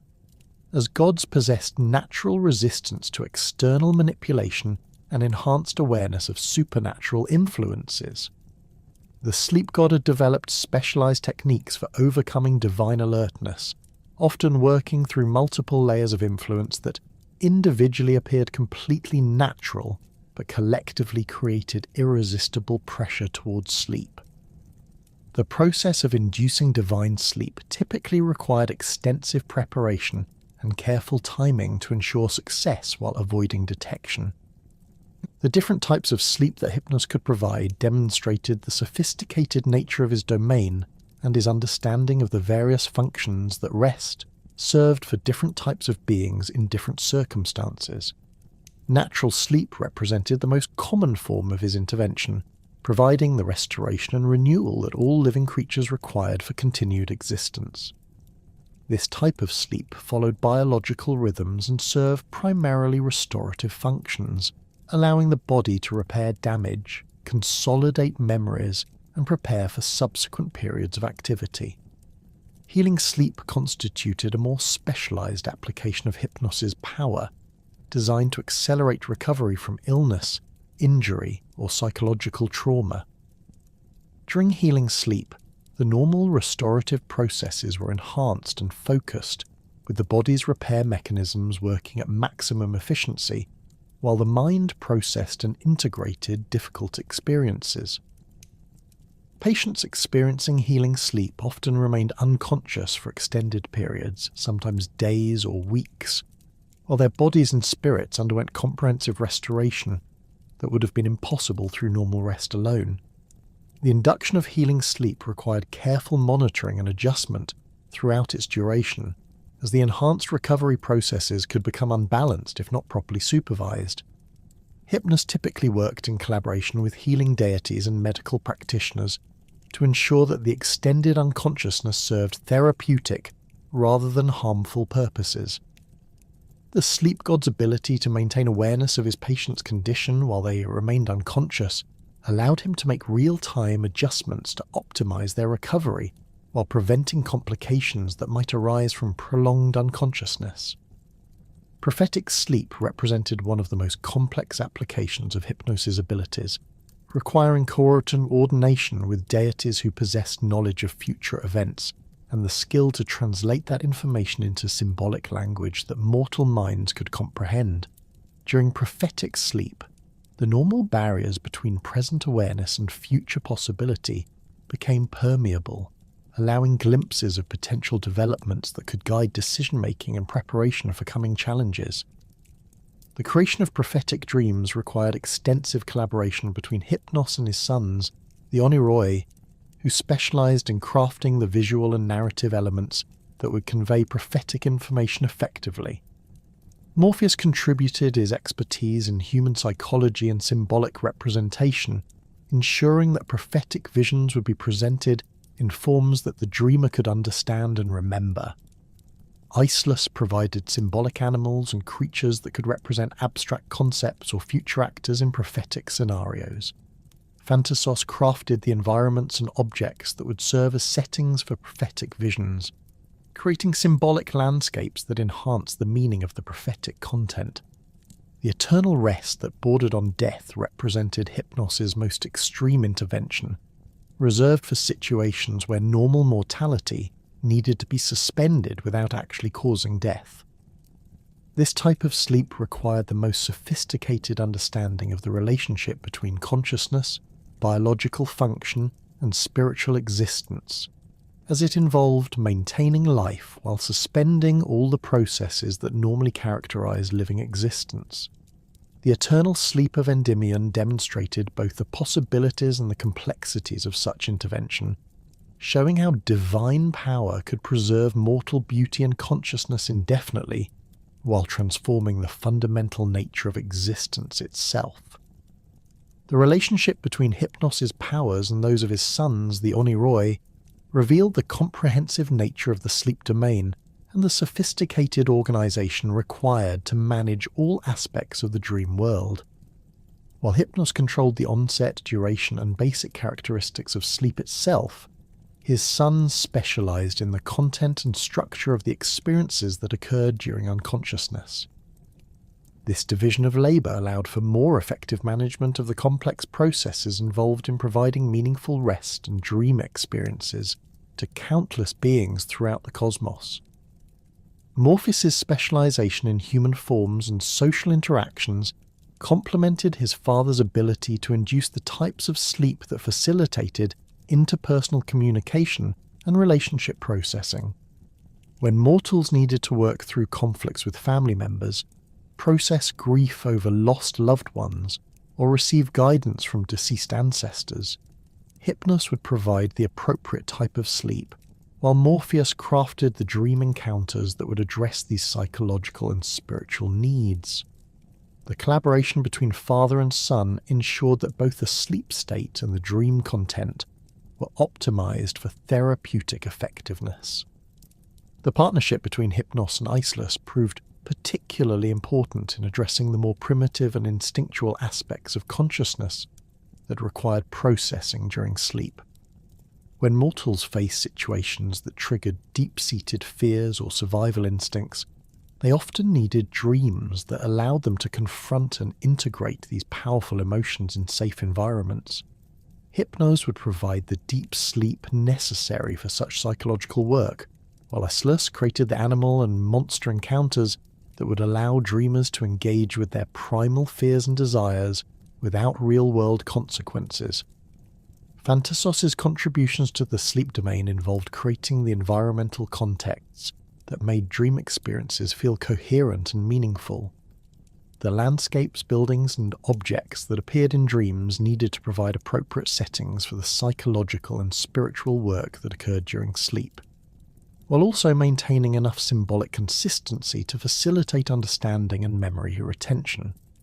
Hypnos' ability to control the depth and duration of sleep needed to be coordinated with Thanatos' environmental creations to ensure that dreamers had sufficient time to fully experience and benefit from their dream encounters. The coordination between Hypnos and all three of his sons demonstrated the sophisticated level of divine cooperation required to manage the sleep and dream experiences of countless beings throughout the cosmos. Each member of this divine family possessed specialized expertise that contributed to the overall effectiveness of the sleep domain, while their combined efforts ensured that rest served its full range of biological, psychological, and spiritual functions. The success of their collaboration explained why sleep remained one of the most universally beneficial and necessary aspects of existence, providing not merely physical restoration, but comprehensive renewal that touched every aspect of conscious experience. The twin nature of Hypnos and Thanatos represented one of the most profound theological concepts in Greek understanding of existence, embodying the recognition that sleep and death shared fundamental characteristics that revealed essential truths about the nature of consciousness and mortality. These brothers emerged from the same primordial darkness, born of Nyx and Erebus as complementary forces that govern the transitions between awareness and oblivion, between active life and passive rest, between temporary suspension and permanent cessation of conscious experience. The philosophical significance of their brotherhood extended beyond mere familial connection to encompass the daily rhythm of human experience, where each night's sleep served as preparation for the final sleep that awaited all mortals. The Greeks observed that the transition into sleep closely resembled the moment of death. Consciousness faded gradually.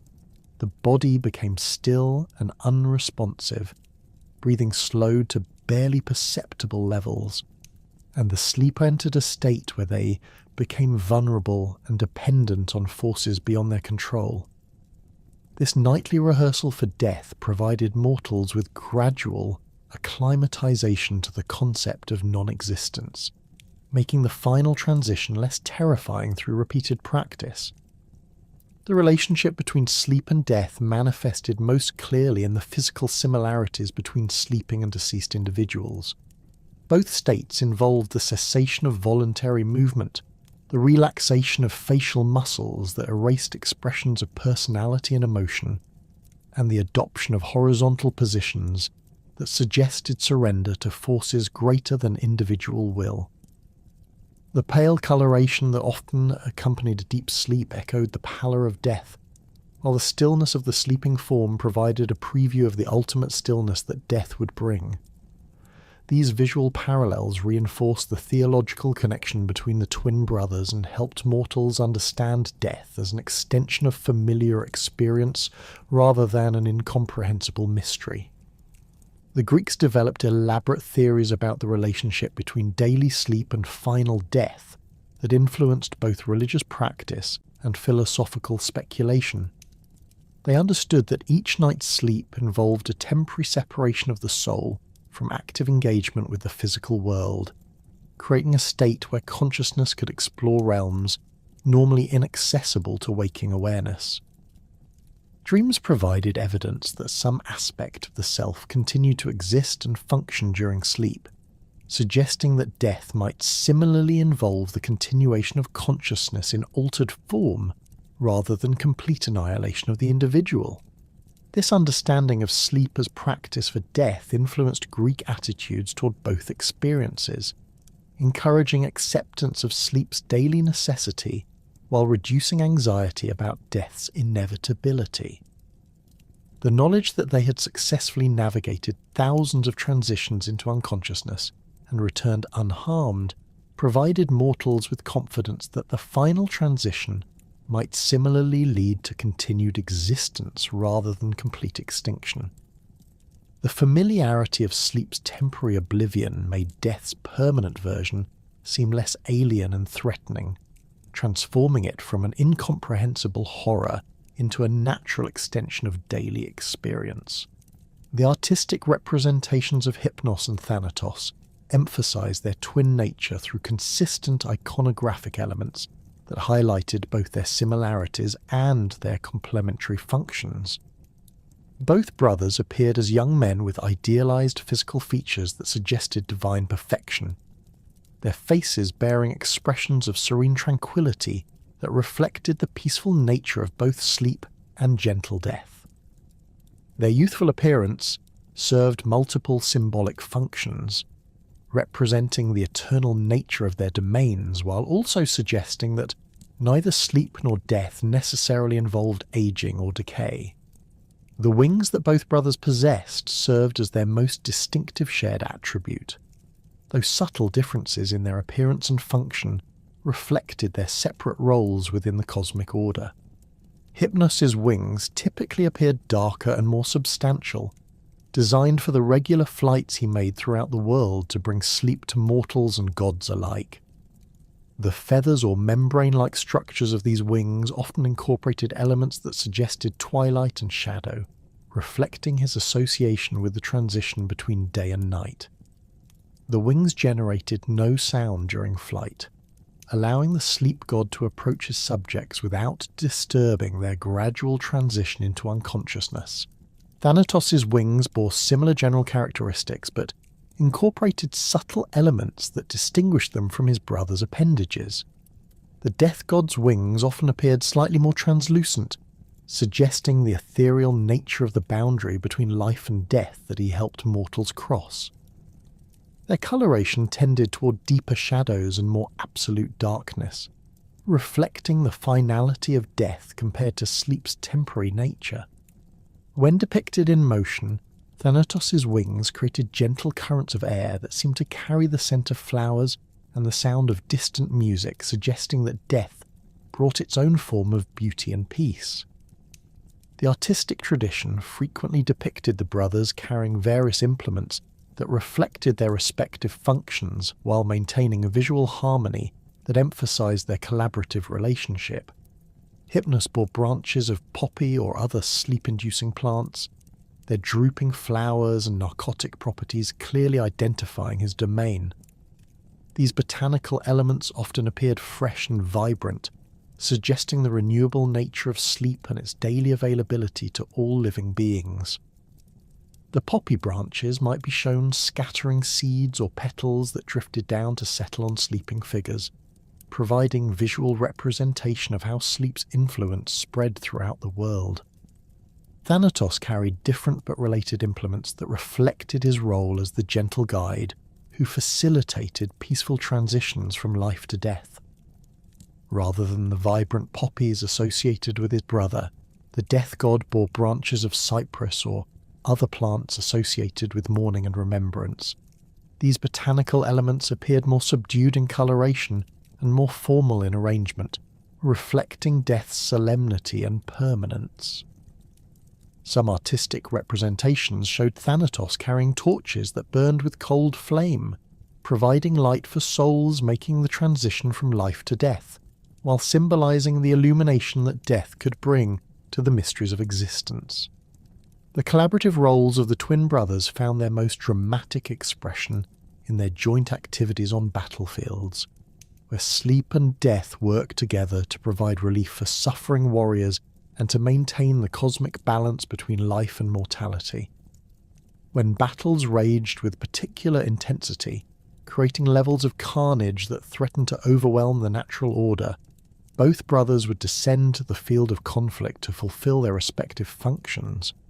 Hypnos would provide merciful unconsciousness to warriors whose injuries were too severe for survival, allowing them to slip peacefully from sleep into death without experiencing the full agony of their wounds. The process of battlefield intervention required careful coordination between the brothers to ensure that their assistance reached the appropriate recipients without interfering with the fated outcomes that the fates had predetermined. Warriors whose threads of life had been measured to their full length would receive Thanatos' attention, experiencing gentle transitions from life to death that honoured their courage while sparing them unnecessary suffering. Those whose fates required survival, despite severe injuries, would fall under Hypnos' care, receiving healing sleep that would allow their bodies to recover while their minds processed the trauma of combat. The brothers' collaborative efforts extended beyond immediate battlefield mercy to encompass the broader logistics of managing the dead and ensuring that proper funeral rites could be observed. When warriors fell in locations that made recovery of their bodies difficult or dangerous, Hypnos and Thanatos would work together to transport the deceased to places where their comrades or families could perform appropriate burial ceremonies. This transportation often occurred during the night hours when Hypnos' influence was strongest, with the sleep god ensuring that living witnesses would not observe the supernatural intervention, while Thanatos guided the spirits of the dead to their appropriate destinations. The twin brothers maintained careful records of their battlefield interventions, coordinating with other deities whose domains intersected with warfare and death, to ensure that their activities supported rather than disrupted the larger cosmic plans. Ares, the god of war, relied on their services to maintain the balance between victory and defeat that kept conflicts from becoming completely one-sided. The fates consulted with both brothers to ensure that deaths occurred according to predetermined schedules, while also allowing for the mercy that could transform traumatic endings into peaceful transitions. The comfort that the partnership between Hypnos and Thanatos provided to ancient Greeks manifested in multiple aspects of daily life and religious practice, influencing everything from bedtime rituals to funeral customs. The knowledge that sleep and death were governed by benevolent brothers rather than hostile or indifferent forces helped reduce the anxiety that might otherwise have made both experiences sources of terror rather than natural transitions. Families could send their members to sleep each night with confidence that Hypnos would provide protection and restoration, while also trusting that when death eventually came, Thanatos would ensure a gentle and dignified transition. The evening prayers and rituals that many Greek households observed reflected this trust in the twin brothers' benevolent nature and their collaborative care for mortal welfare. Before retiring for the night, families would often make small offerings of flowers, milk, or honey to Hypnos, requesting peaceful sleep and pleasant dreams for all members of the household. These offerings acknowledged the sleep god's power while also expressing gratitude for his daily gift of rest and renewal. The rituals served practical psychological functions as well, helping individuals transition from the activities and concerns of the day into the relaxed mental state that facilitated natural sleep. Similar rituals surrounded the experience of death, with families calling upon both brothers to ensure that their dying relatives would experience peaceful transitions and that the deceased would receive appropriate guidance in their journey to the afterlife. The presence of both sleep and death gods in these ceremonies provided comfort through the suggestion that death represented a familiar experience, an extension of the sleep that everyone had experienced countless times throughout their lives. The brothers' joint presence implied that death would be no more frightening or painful than falling asleep, reducing the fear and anxiety that might otherwise have made dying a traumatic experience for both the deceased and their surviving family members. The philosophical implications of the brothers' partnership influenced Greek thinking about the nature of consciousness and the relationship between temporary and permanent states of non-awareness. The daily experience of sleep provided evidence that consciousness could be suspended and then restored without damage to personal identity or memory, suggesting that death might similarly involve the preservation of essential selfhood despite the cessation of bodily functions. This understanding encouraged the development of beliefs about afterlife and spiritual continuation that made death seem less like complete annihilation and more like a transition to a different mode of existence. The medical practices of ancient Greece incorporated understanding of the relationship between sleep and death in their approaches to treating seriously ill patients. Physicians recognized that the quality and duration of sleep often determined whether patients would recover from their illnesses or succumb to them, leading to the development of treatments that specifically targeted sleep disorders and insomnia. The ability to provide healing sleep was considered one of the most important medical skills, while the failure to achieve restorative rest was often seen as a sign that death was approaching. The collaboration between Hypnos and Thanatos in medical contexts involved the sleep god's provision of healing rest for patients who could benefit from recovery, while the death god ensured peaceful transitions for those whose conditions had progressed beyond the possibility of cure. This partnership prevented unnecessary suffering, while also maintaining the natural order that required some illnesses to prove fatal, despite medical intervention. Physicians learned to recognize the signs that indicated whether a patient was under Hypnos' care for healing or Thanatos' guidance toward death, adjusting their treatments accordingly. The literary traditions that celebrated the twin brothers emphasized their complementary natures and their shared commitment to reducing mortal suffering through their respective gifts. Epic poems describe their appearances on battlefields where they worked together to provide mercy to wounded warriors, while elegiac verses praised their gentle natures and their understanding of human frailty. These literary celebrations served educational functions, teaching audiences about the proper attitudes toward both sleep and death, while also providing comfort through the assurance that both experiences were governed by compassionate divine forces. The mystery religions that developed in later periods of Greek history incorporated the relationship between Hypnos and Thanatos into their teachings about the nature of existence and the possibilities for spiritual development. Initiates learned to view sleep as preparation for death and death as preparation for spiritual rebirth, with both brothers serving as guides who could help souls navigate the transitions between different states of being. These teachings transformed both sleep and death from experiences to be feared into opportunities for spiritual growth and cosmic understanding. The influence of the twin brothers extended into the realm of prophecy and divination, where their partnership provided insights into both immediate futures and ultimate destinies. Dreams that came during Hypnos' deepest sleep often contained prophetic elements that helped mortals prepare for coming challenges, while visions of death provided by Thanatos could reveal information about the timing and nature of future transitions. The collaboration between the brothers in prophetic contexts ensured that mortals received comprehensive guidance that addressed both their immediate needs and their ultimate spiritual development. The sacred practice of incubation transformed temples across the Greek world into centers where mortals could receive divine communication through the medium of sleep, establishing Hypnos as one of the most crucial intermediaries between the realm of the gods and the world of human affairs. This ritualized sleeping in holy places represented far more than simple rest.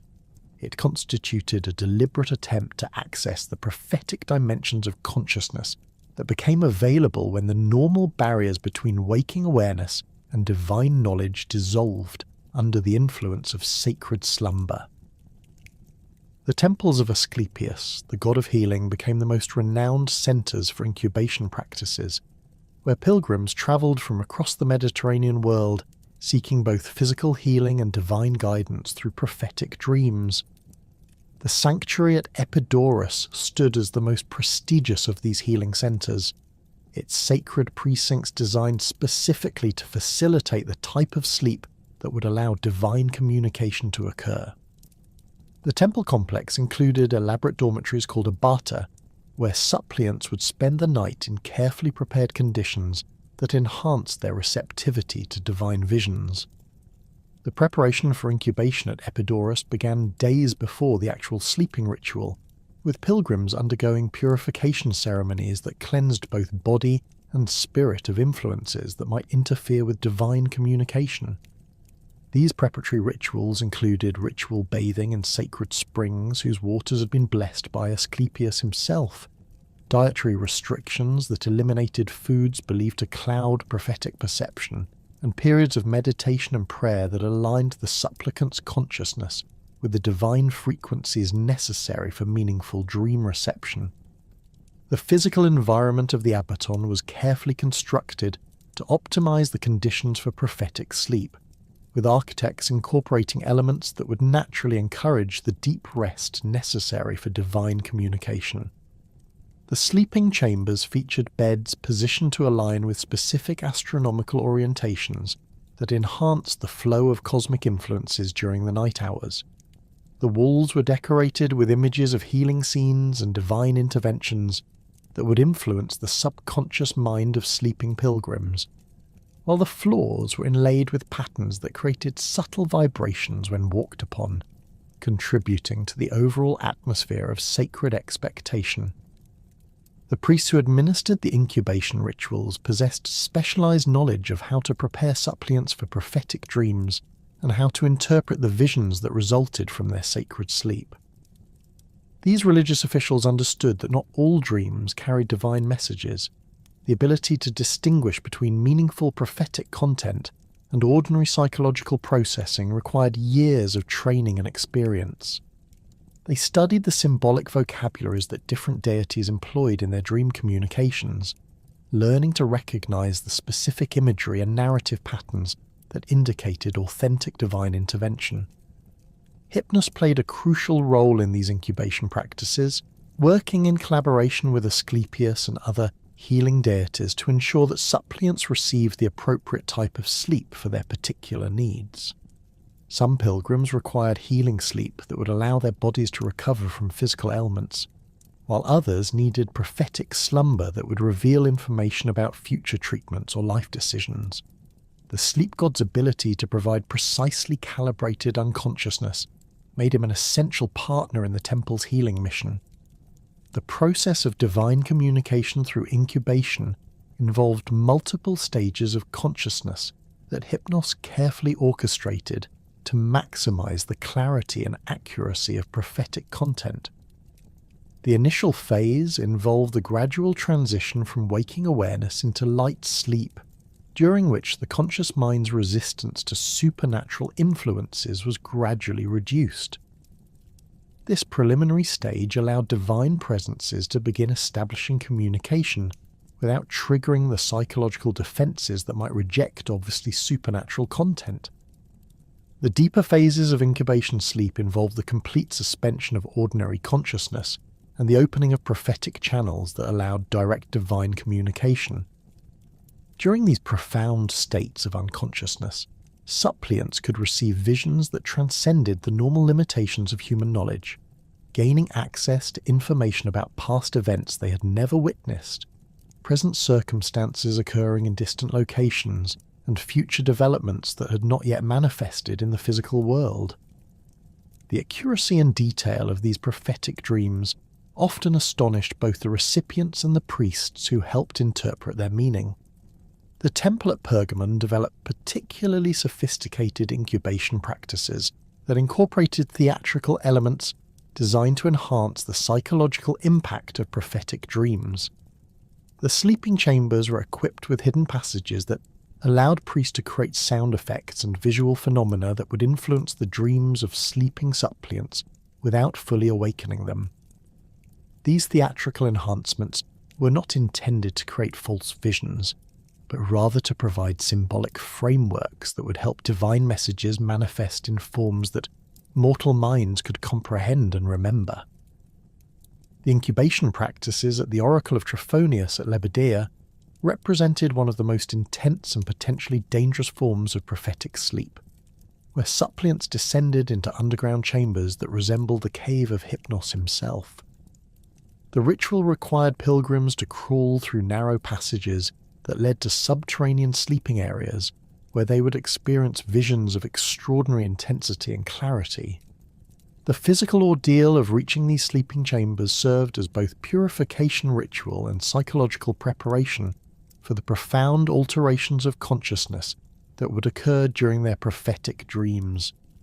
The underground chambers at Lebedea were designed to replicate the conditions of Hypnos' own realm, with walls that absorbed sound and light to create an environment of complete sensory isolation.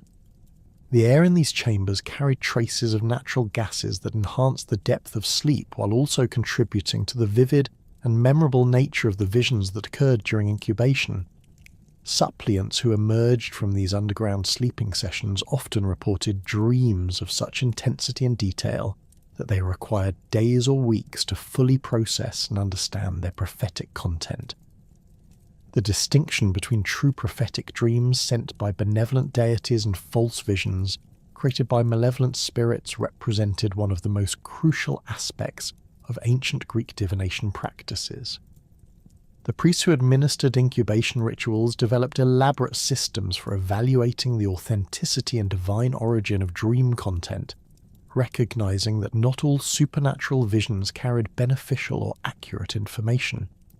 These evaluation methods combined theological knowledge with practical psychology, examining both the content of dreams and the circumstances under which they occurred. True prophetic dreams typically displayed certain characteristic features that distinguished them from ordinary psychological processing or malevolent deception.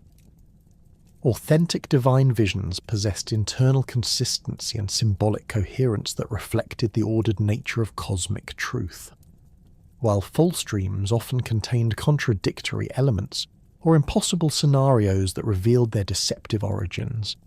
The emotional impact of genuine prophetic dreams tended to inspire confidence and clarity in the dreamer, while false visions frequently produced confusion, anxiety, or inappropriate emotional responses that suggested supernatural manipulation. The symbolic language employed in authentic prophetic dreams followed established patterns that reflected the consistent nature of divine communication across different oracular sites and historical periods.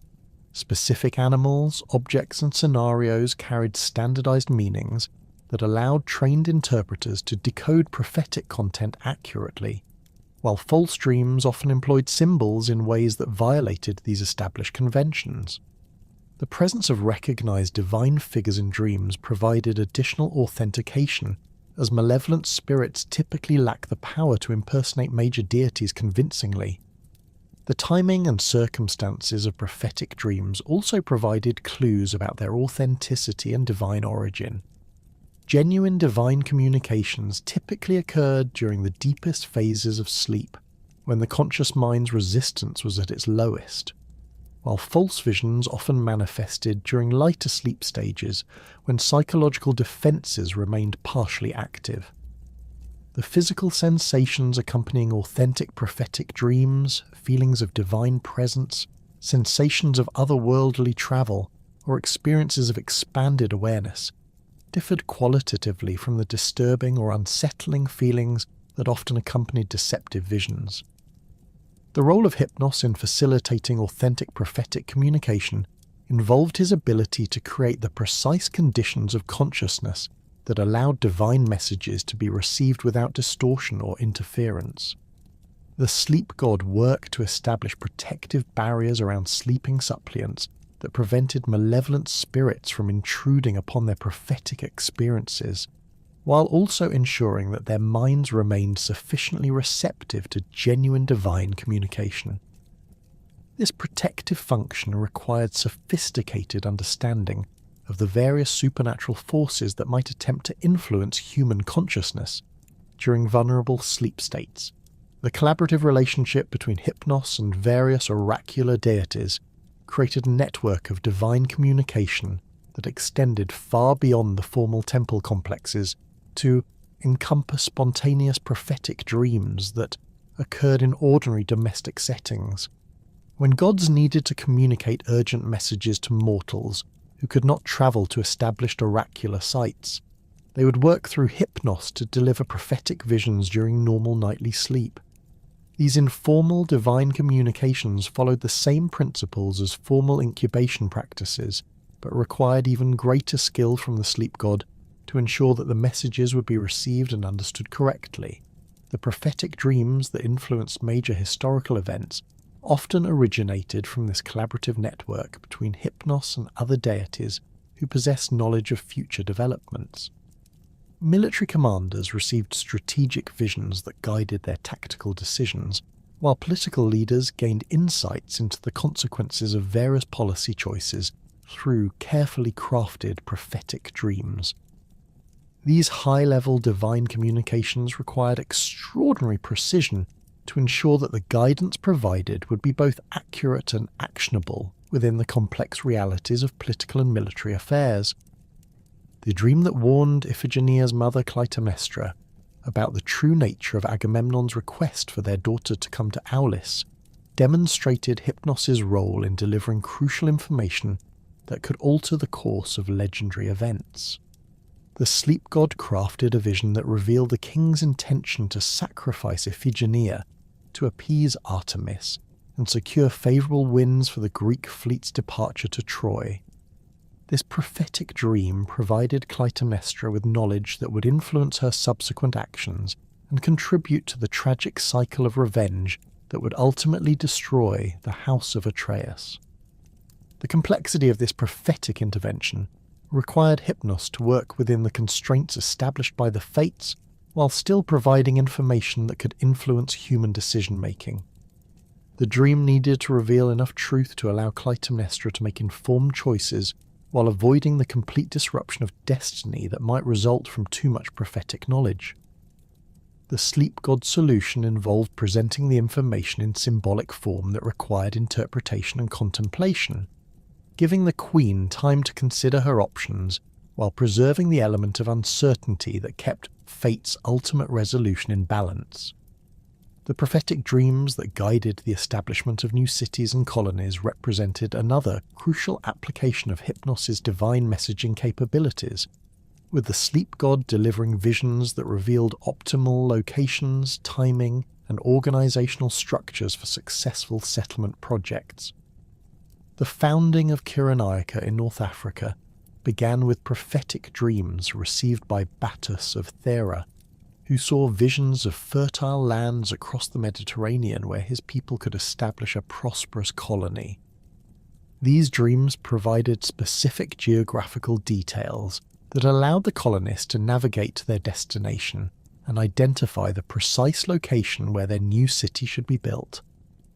The accuracy of these colonial prophetic dreams demonstrated the sophisticated level of divine knowledge that could be transmitted through Hypnos' interventions. The visions included information about local climate patterns, seasonal variations in weather and water availability, the locations of natural resources necessary for construction and trade, and the characteristics of indigenous populations, who might either welcome or resist the new settlements.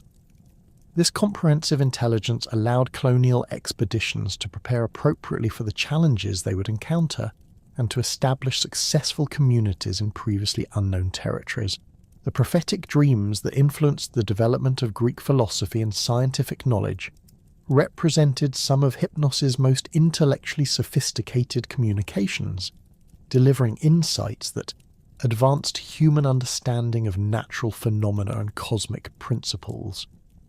The mathematician Pythagoras received geometric revelations through prophetic dreams that contributed to his development of mathematical theorems, while various natural philosophers gained insights into the structure of matter and the mechanics of celestial motion through carefully crafted divine visions.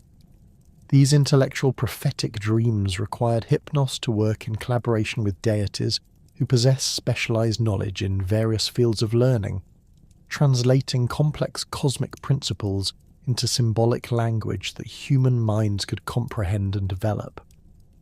The sleep god's role involved not only delivering the information, but also ensuring that recipients possessed the intellectual capacity and cultural context necessary to understand and apply their prophetic insights effectively.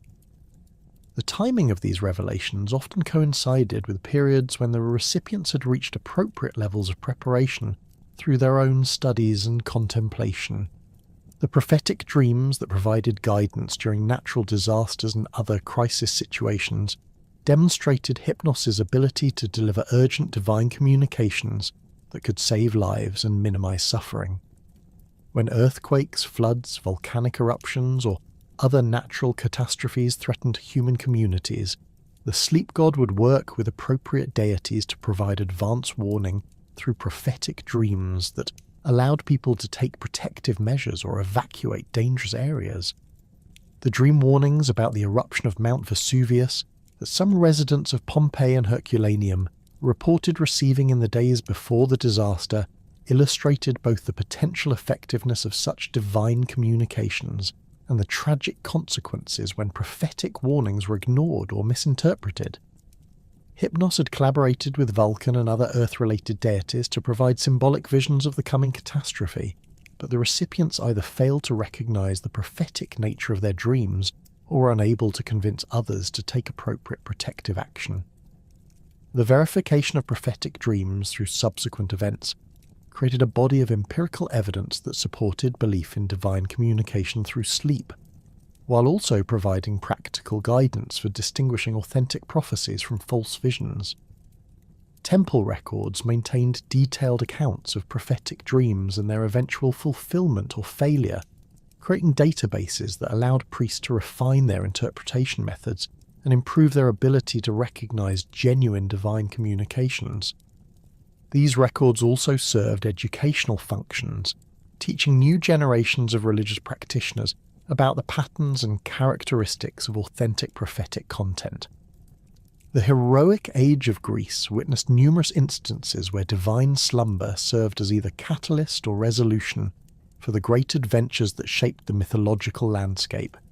Though Hypnos rarely appeared as a central figure in these tales, instead his influence manifested through the strategic application of sleep at crucial moments, creating opportunities for heroes to overcome seemingly impossible obstacles or providing respite during their most challenging ordeals. The sleep god's interventions in heroic narratives demonstrated his understanding that even the greatest champions required periods of rest and renewal, while also revealing how divine slumber could serve as a weapon, shield, or gateway to supernatural assistance. The voyage of the Argonauts presented several opportunities for Hypnos to provide crucial assistance, particularly during their encounters with supernatural guardians who protected various treasures and territories along their route to Colchis.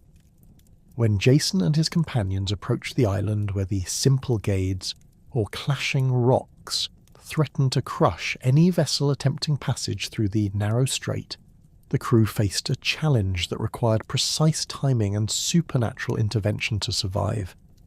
The rocks operated according to an inexorable rhythm, smashing together with tremendous force whenever they detected approaching vessels, creating a barrier that had destroyed countless ships attempting to reach the Black Sea.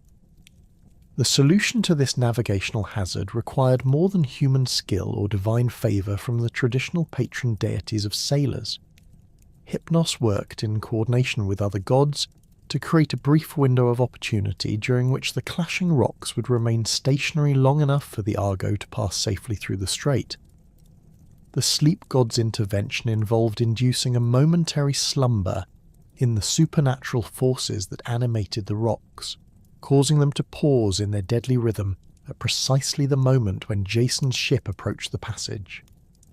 This intervention required extraordinary precision and timing, as the sleep had to be deep enough to completely suspend the rock's animation, while being brief enough to avoid disrupting the cosmic mechanisms that governed their operation. Hypnos coordinated his efforts with Athena, who provided tactical guidance to the Argonauts, and with favourable wind gods who ensured that the ship would reach the critical point at exactly the right moment.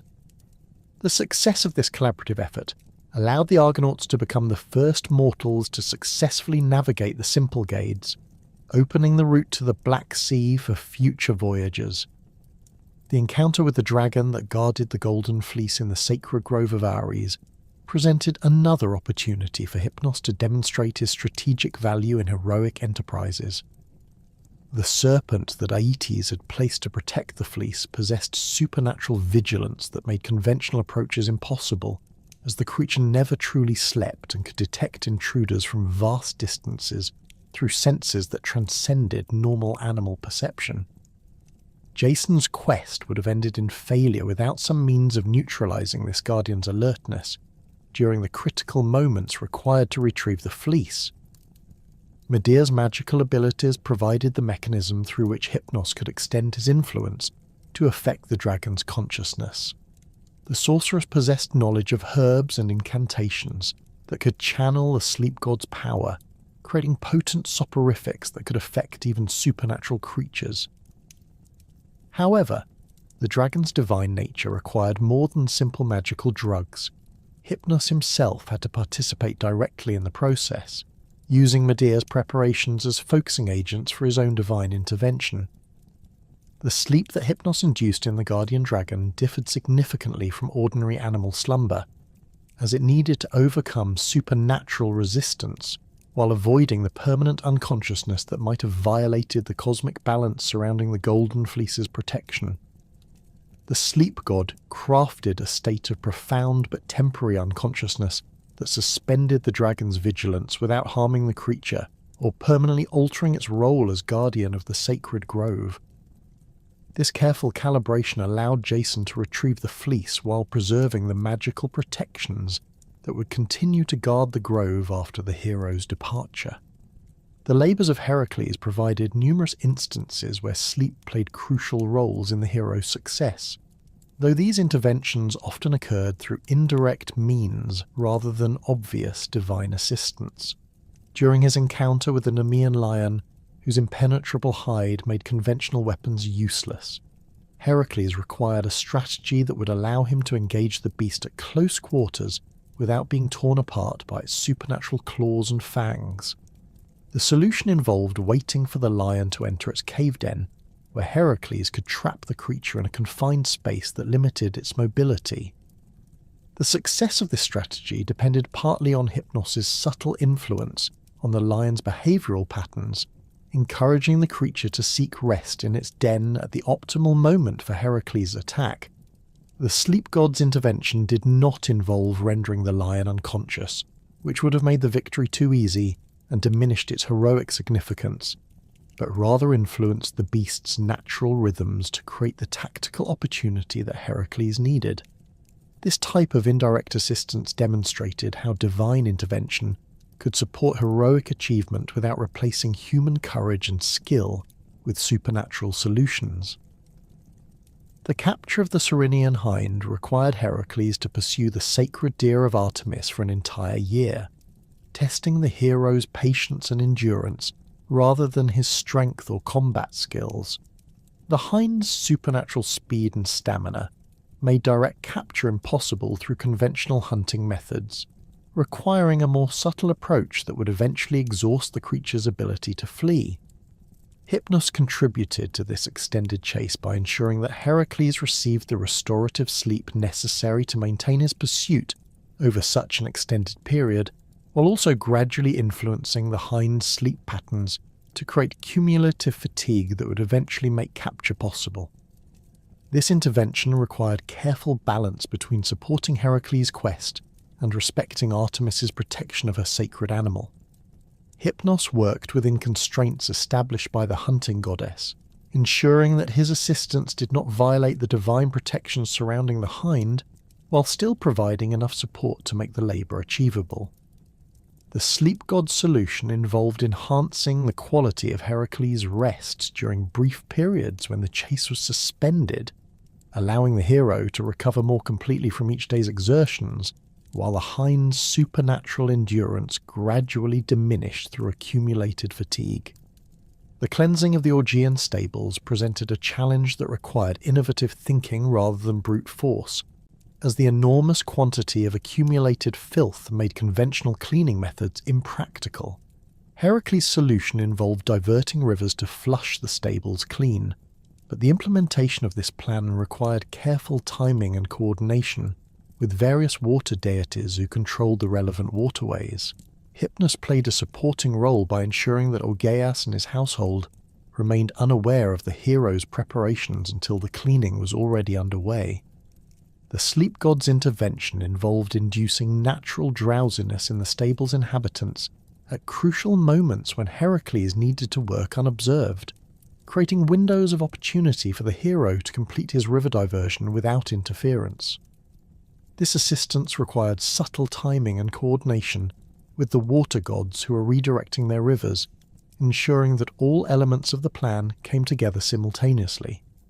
The success of this collaborative effort demonstrated how multiple deities could work together to support heroic achievement while maintaining the appearance of purely mortal accomplishment.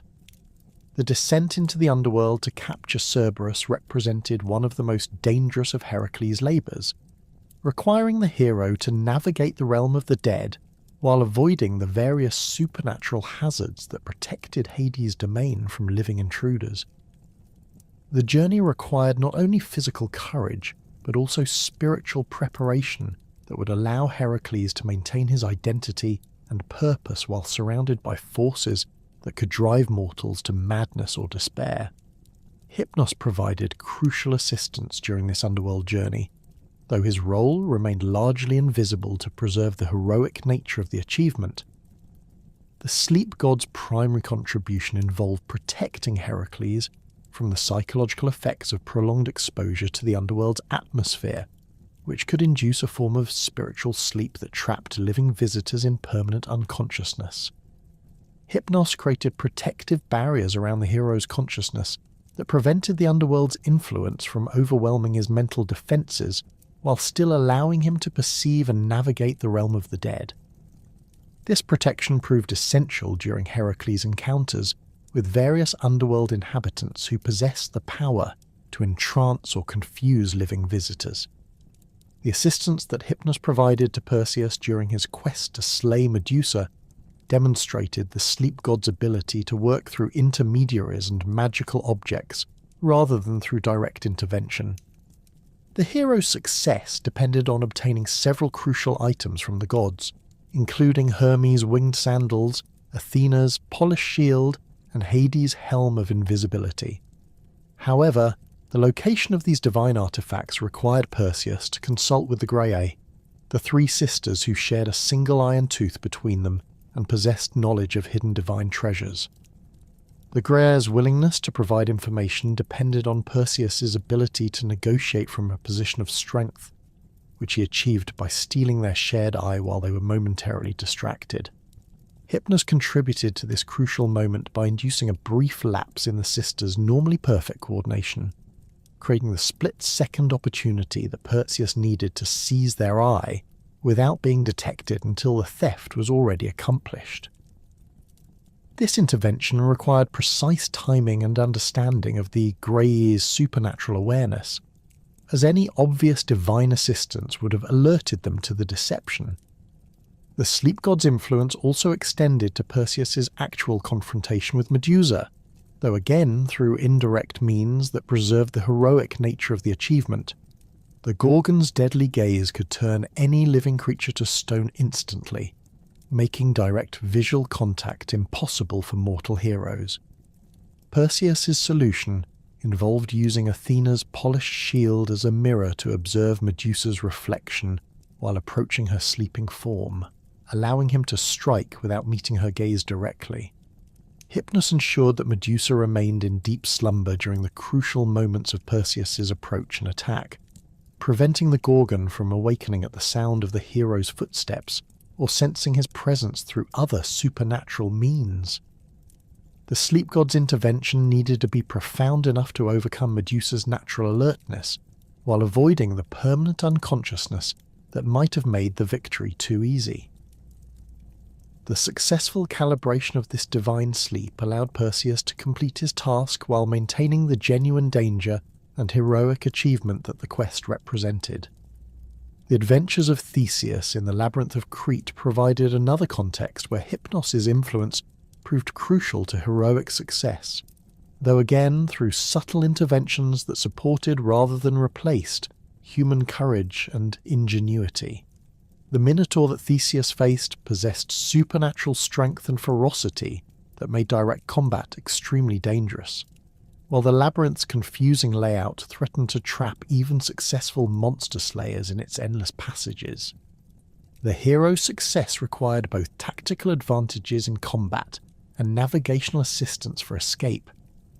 Ariadne's thread provided the solution to the labyrinth's navigational challenges, but the confrontation with the Minotaur required additional divine assistance to ensure Theseus' survival. Hypnos contributed by subtly influencing the monster's alertness during the hero's approach, creating moments of reduced vigilance that allowed Theseus to position himself advantageously for combat. The sleep god's intervention did not involve rendering the Minotaur unconscious, which would have eliminated the heroic challenge, but rather created tactical opportunities that skilled fighters could exploit. The timing of these interventions required careful coordination with Theseus' own combat instincts and tactical decisions, ensuring that divine assistance enhanced rather than replaced human skill and courage. Hypnos monitored the battle's progress continuously, providing subtle adjustments to the Minotaur's alertness that created openings for the hero's attacks while maintaining the genuine danger that made the victory meaningful. The success of this approach demonstrated how divine intervention could support heroic achievement without diminishing its significance or transforming it into mere divine favour. Regional mythological tradition throughout the Greek world preserved numerous stories of local heroes who received assistance from Hypnos during their various quests and adventures, though many of these tales remained confined to specific geographical areas and never achieved the widespread recognition of the major heroic cycles.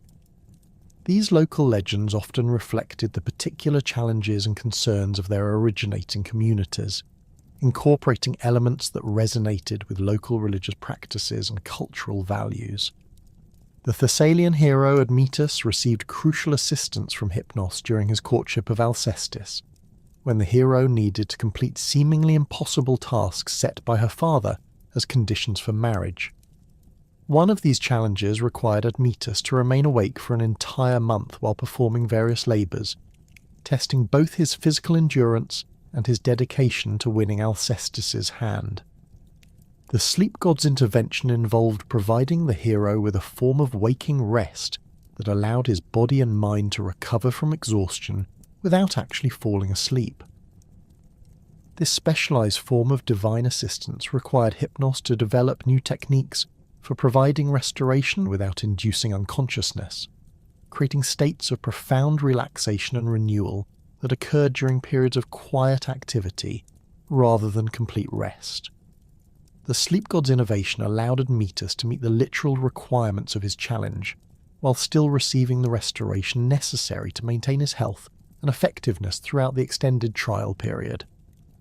The Boeotian hero Trophonius, who later became associated with the famous oracle at Lebedeia, received assistance from Hypnos during his mortal adventures that involved constructing various temples and public works projects. These construction challenges required not only engineering skill, but also the ability to work continuously for extended periods, without the normal rest that would interrupt progress on time-sensitive projects. Hypnos provided specialized forms of working sleep that allowed Trophonius and his assistants to continue their labor while their minds entered restorative states that prevented exhaustion. The techniques developed for supporting Trophonius's construction projects later influenced the practices at his oracular shrine, where suppliants entered underground chambers that replicated the conditions of enhanced consciousness that the hero had experienced during his building projects.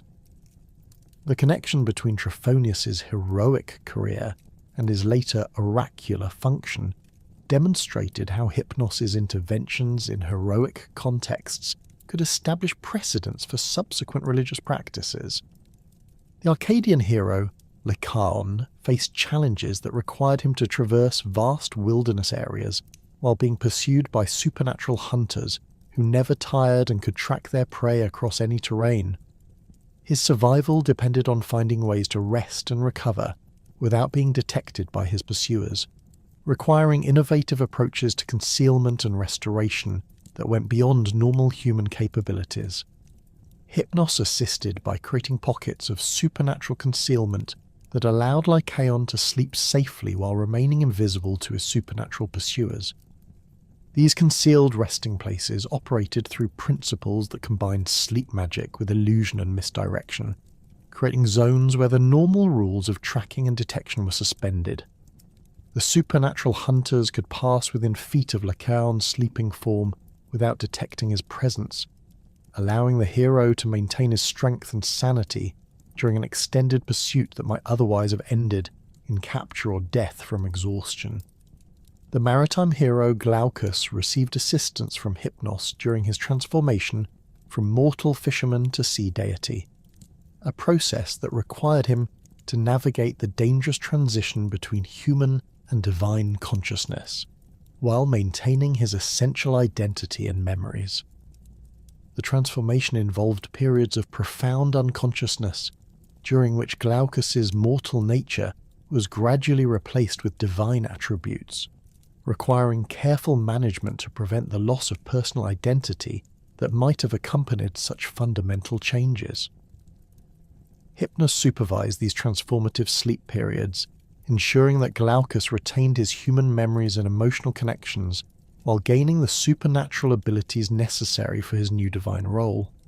The sleep god's intervention prevented the complete erasure of mortal identity that might have accompanied such dramatic transformation, allowing Glaucus to serve as a bridge between human and divine perspectives in his subsequent role as a sea deity who maintained special concern for mortal sailors and fishermen. The influence of Hypnos in heroic literature extended beyond specific interventions to encompass the broader themes of rest, renewal, and the relationship between consciousness and achievement that characterized many heroic narratives. Heroes who learned to work with, rather than against the natural rhythms of sleep and wakefulness, often proved more successful in their quests than those who attempted to overcome all challenges through brute force and relentless activity. The sleep god's presence in these stories, whether explicit or implied, reinforced the importance of balance and wisdom in heroic endeavours. The psychological aspects of heroic achievement often involve learning to access altered states of consciousness that provided insights and abilities beyond normal human limitations. Hypnos served as a guide and facilitator for heroes who needed to develop these expanded forms of awareness, providing the specialized types of sleep and dream experience that could unlock hidden potentials and reveal solutions to seemingly impossible challenges. The sleep god's role in heroic development demonstrated that true achievement often required not just courage and strength, but also the wisdom to recognize when rest and reflection were more valuable than continued action. The reverence for Hypnos extended beyond mythological narratives into the practical religious life of ancient Greece, through the establishment of healing sanctuaries where pilgrims sought the restorative power of divine sleep. While temples dedicated exclusively to the sleep god remained exceptionally rare, his influence permeated numerous healing centers where rest and dreams served as primary therapeutic modalities. The sanctuary of Asclepius at Epidaurus became the most renowned of these centres, where the practice of incubation transformed sleep from a daily necessity into a sacred ritual capable of producing miraculous healings and prophetic revelations. The architectural design of these healing sanctuaries reflected sophisticated understanding of how environmental factors influence sleep quality and dream content. The abaton at Epidaurus featured carefully calculated proportions that created acoustic properties conducive to rest, with walls positioned to minimize external noise while amplifying the gentle sounds of flowing water from sacred springs. The sleeping chambers incorporated ventilation systems that maintained optimal air circulation without creating drafts that might disturb slumbering pilgrims, while the orientation of buildings took advantage of natural light patterns that supported healthy sleep-wake cycles. The therapeutic protocols developed at these sanctuaries combined medical knowledge with religious ritual in ways that maximized the healing potential of sleep. Pilgrims underwent preparatory treatments that included dietary modifications designed to promote restful sleep, herbal preparations that enhanced dream recall and prophetic receptivity, and purification ceremonies that cleared both physical and spiritual obstacles to divine healing.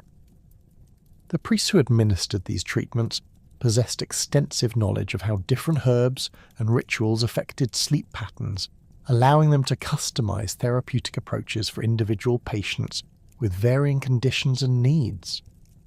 The success rates reported at major healing sanctuaries provided compelling evidence for the therapeutic efficacy of sleep-based treatments, with inscriptions and votive offerings documenting numerous cases of dramatic recovery from conditions that conventional medicine could not address.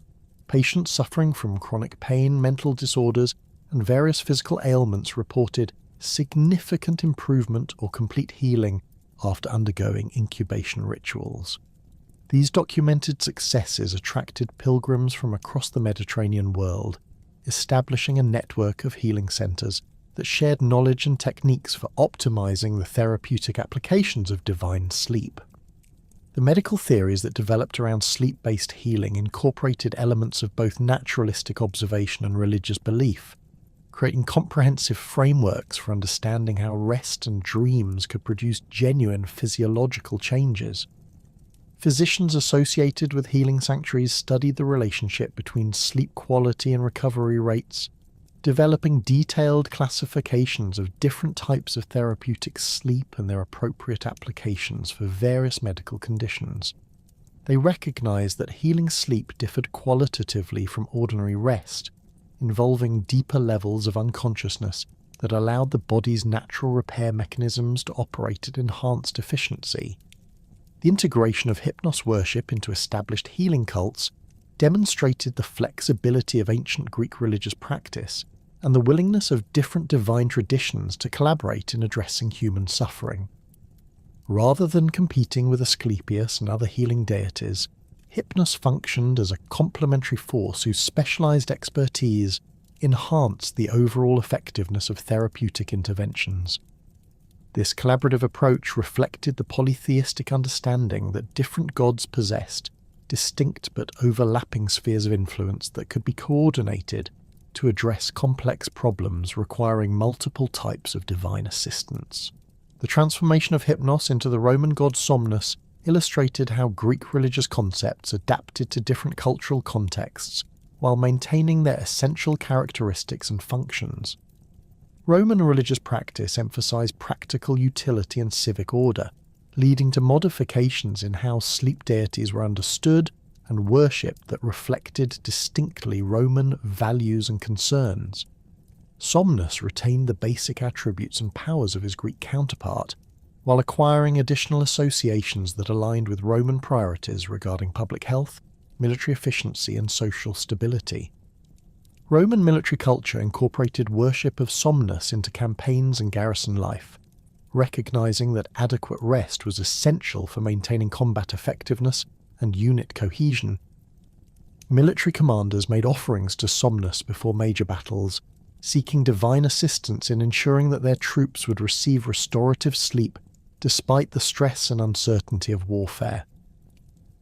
The god's influence was particularly valued during siege operations and extended campaigns where sleep deprivation could undermine tactical effectiveness and troop morale. The Roman emphasis on public health and urban planning created new contexts for somnus worship that had no direct parallels in Greek practice. City officials consulted priests of Somnus when designing residential districts, seeking divine guidance on optimal building orientations and neighbourhood layouts that would promote healthy sleep patterns among urban populations. Public bath complexes incorporated spaces dedicated to Somnus, where citizens could experience therapeutic rest in environments specifically designed to facilitate healing sleep and stress relief.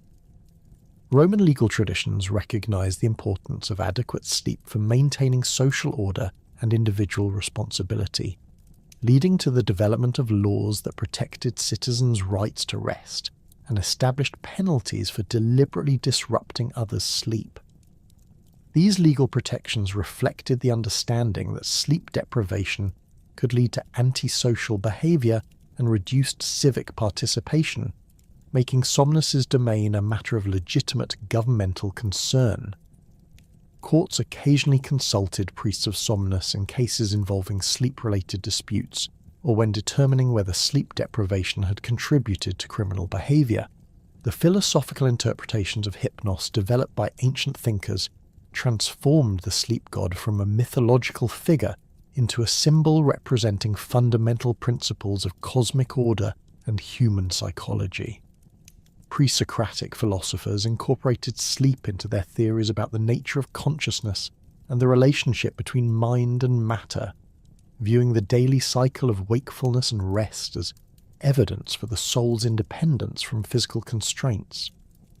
The ability of consciousness to continue functioning during sleep through dreams suggested that the mind possessed qualities that transcended purely material existence. Heraclitus developed theories about the cosmic significance of sleep that positioned it as a necessary component of the universal flux that characterized all existence. He argued that the alternation between waking and sleeping states reflected the fundamental principle of opposition and reconciliation that drove all natural processes, making sleep not merely a biological necessity, but a manifestation of cosmic law. This philosophical framework elevated Hypnos from a minor deity to a representation of universal principles that governed both individual psychology and cosmic development. The Pythagorean school incorporated sleep into their mathematical and mystical theories about the harmony of the spheres and the numerical relationships that structured reality.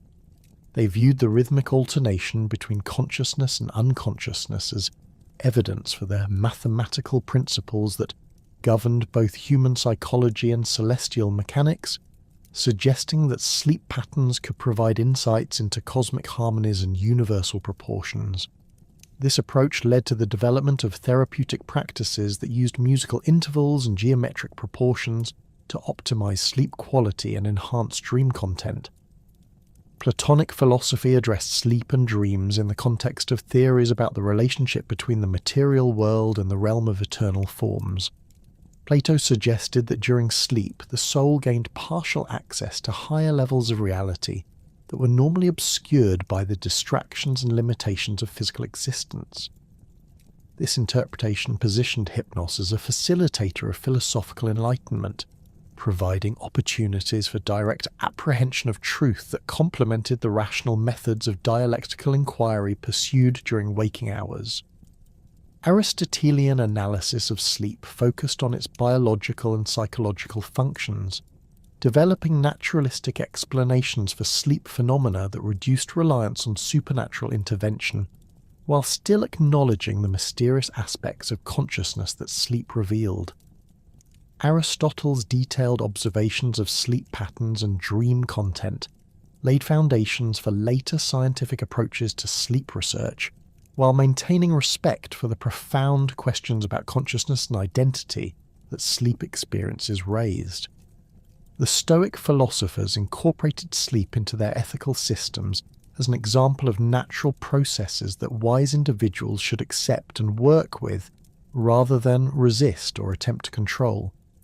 They viewed the daily surrender of consciousness required by sleep as practice for the ultimate surrender of life required by death, making peaceful sleep a form of philosophical exercise that prepared practitioners for accepting mortality with equanimity.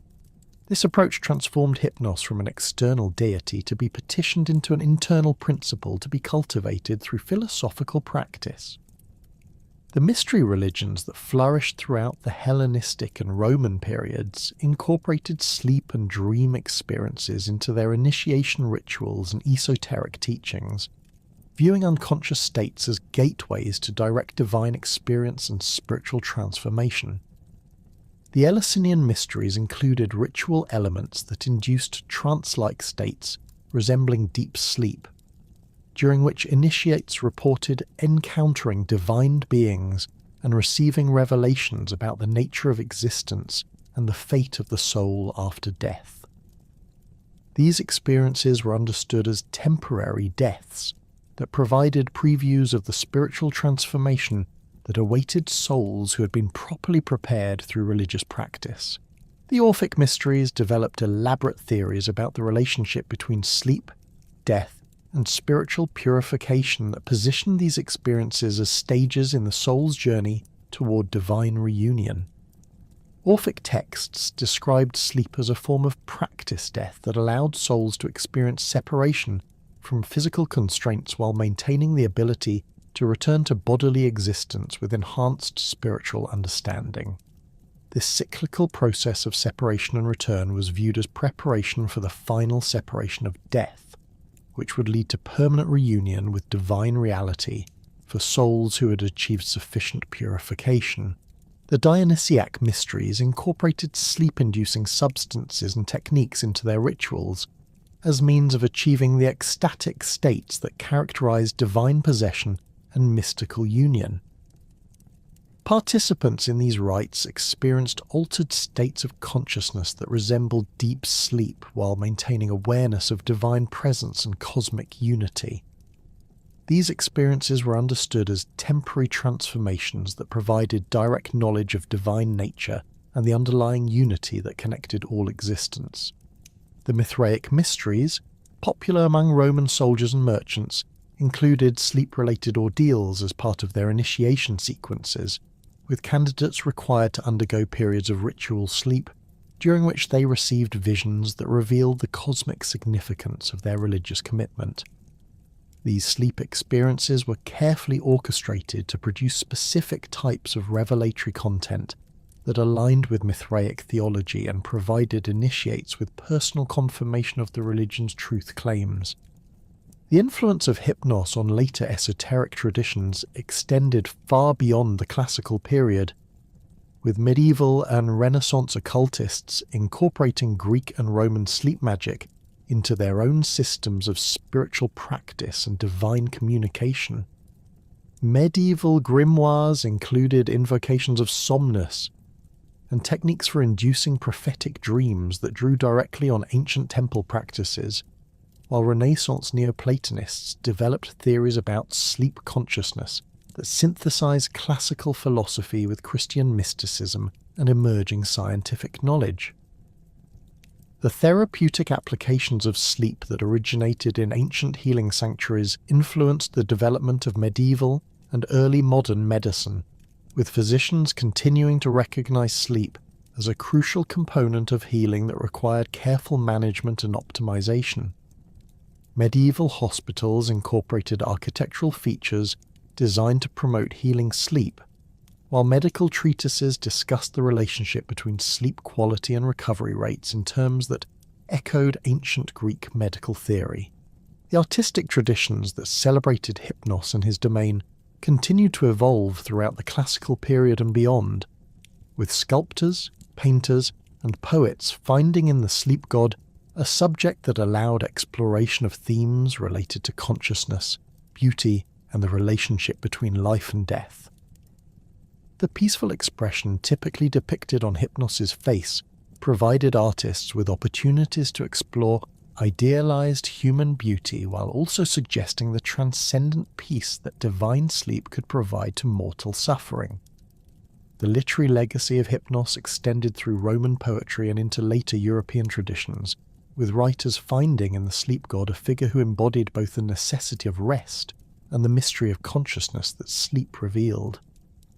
The gentle nature of Hypnos' power provided poets with opportunities to explore themes of mercy and compassion within the often harsh realities of mythological narratives, while his association with dreams opened possibilities for exploring the relationship between reality and imagination that would influence literary traditions for centuries to come.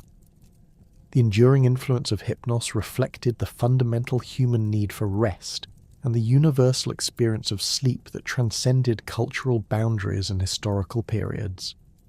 Unlike many mythological figures whose relevance diminished as societies changed and religious beliefs evolved, the sleep god represented biological and psychological necessities that remained constant across different civilizations and time periods. This universality ensured that concepts and practices associated with Hypnos would continue to find expression in new forms, even as the specific religious context that originally defined his worship disappeared. The legacy of the Dreambringer ultimately testified to the ancient Greek insight that sleep constituted far more than a mere biological necessity, representing instead a fundamental aspect of conscious existence that connected individual psychology to cosmic principles and divine reality. Through their development of Hypnos as both mythological figure and religious focus, the Greeks created frameworks for understanding sleep that acknowledged its practical importance, while also recognizing its profound mysteries and therapeutic potential. This comprehensive approach to sleep as both natural phenomenon and spiritual experience established foundations for later developments in medicine, psychology, and religious practice that continued to influence human understanding of consciousness and its relationship to both physical existence and transcendent reality.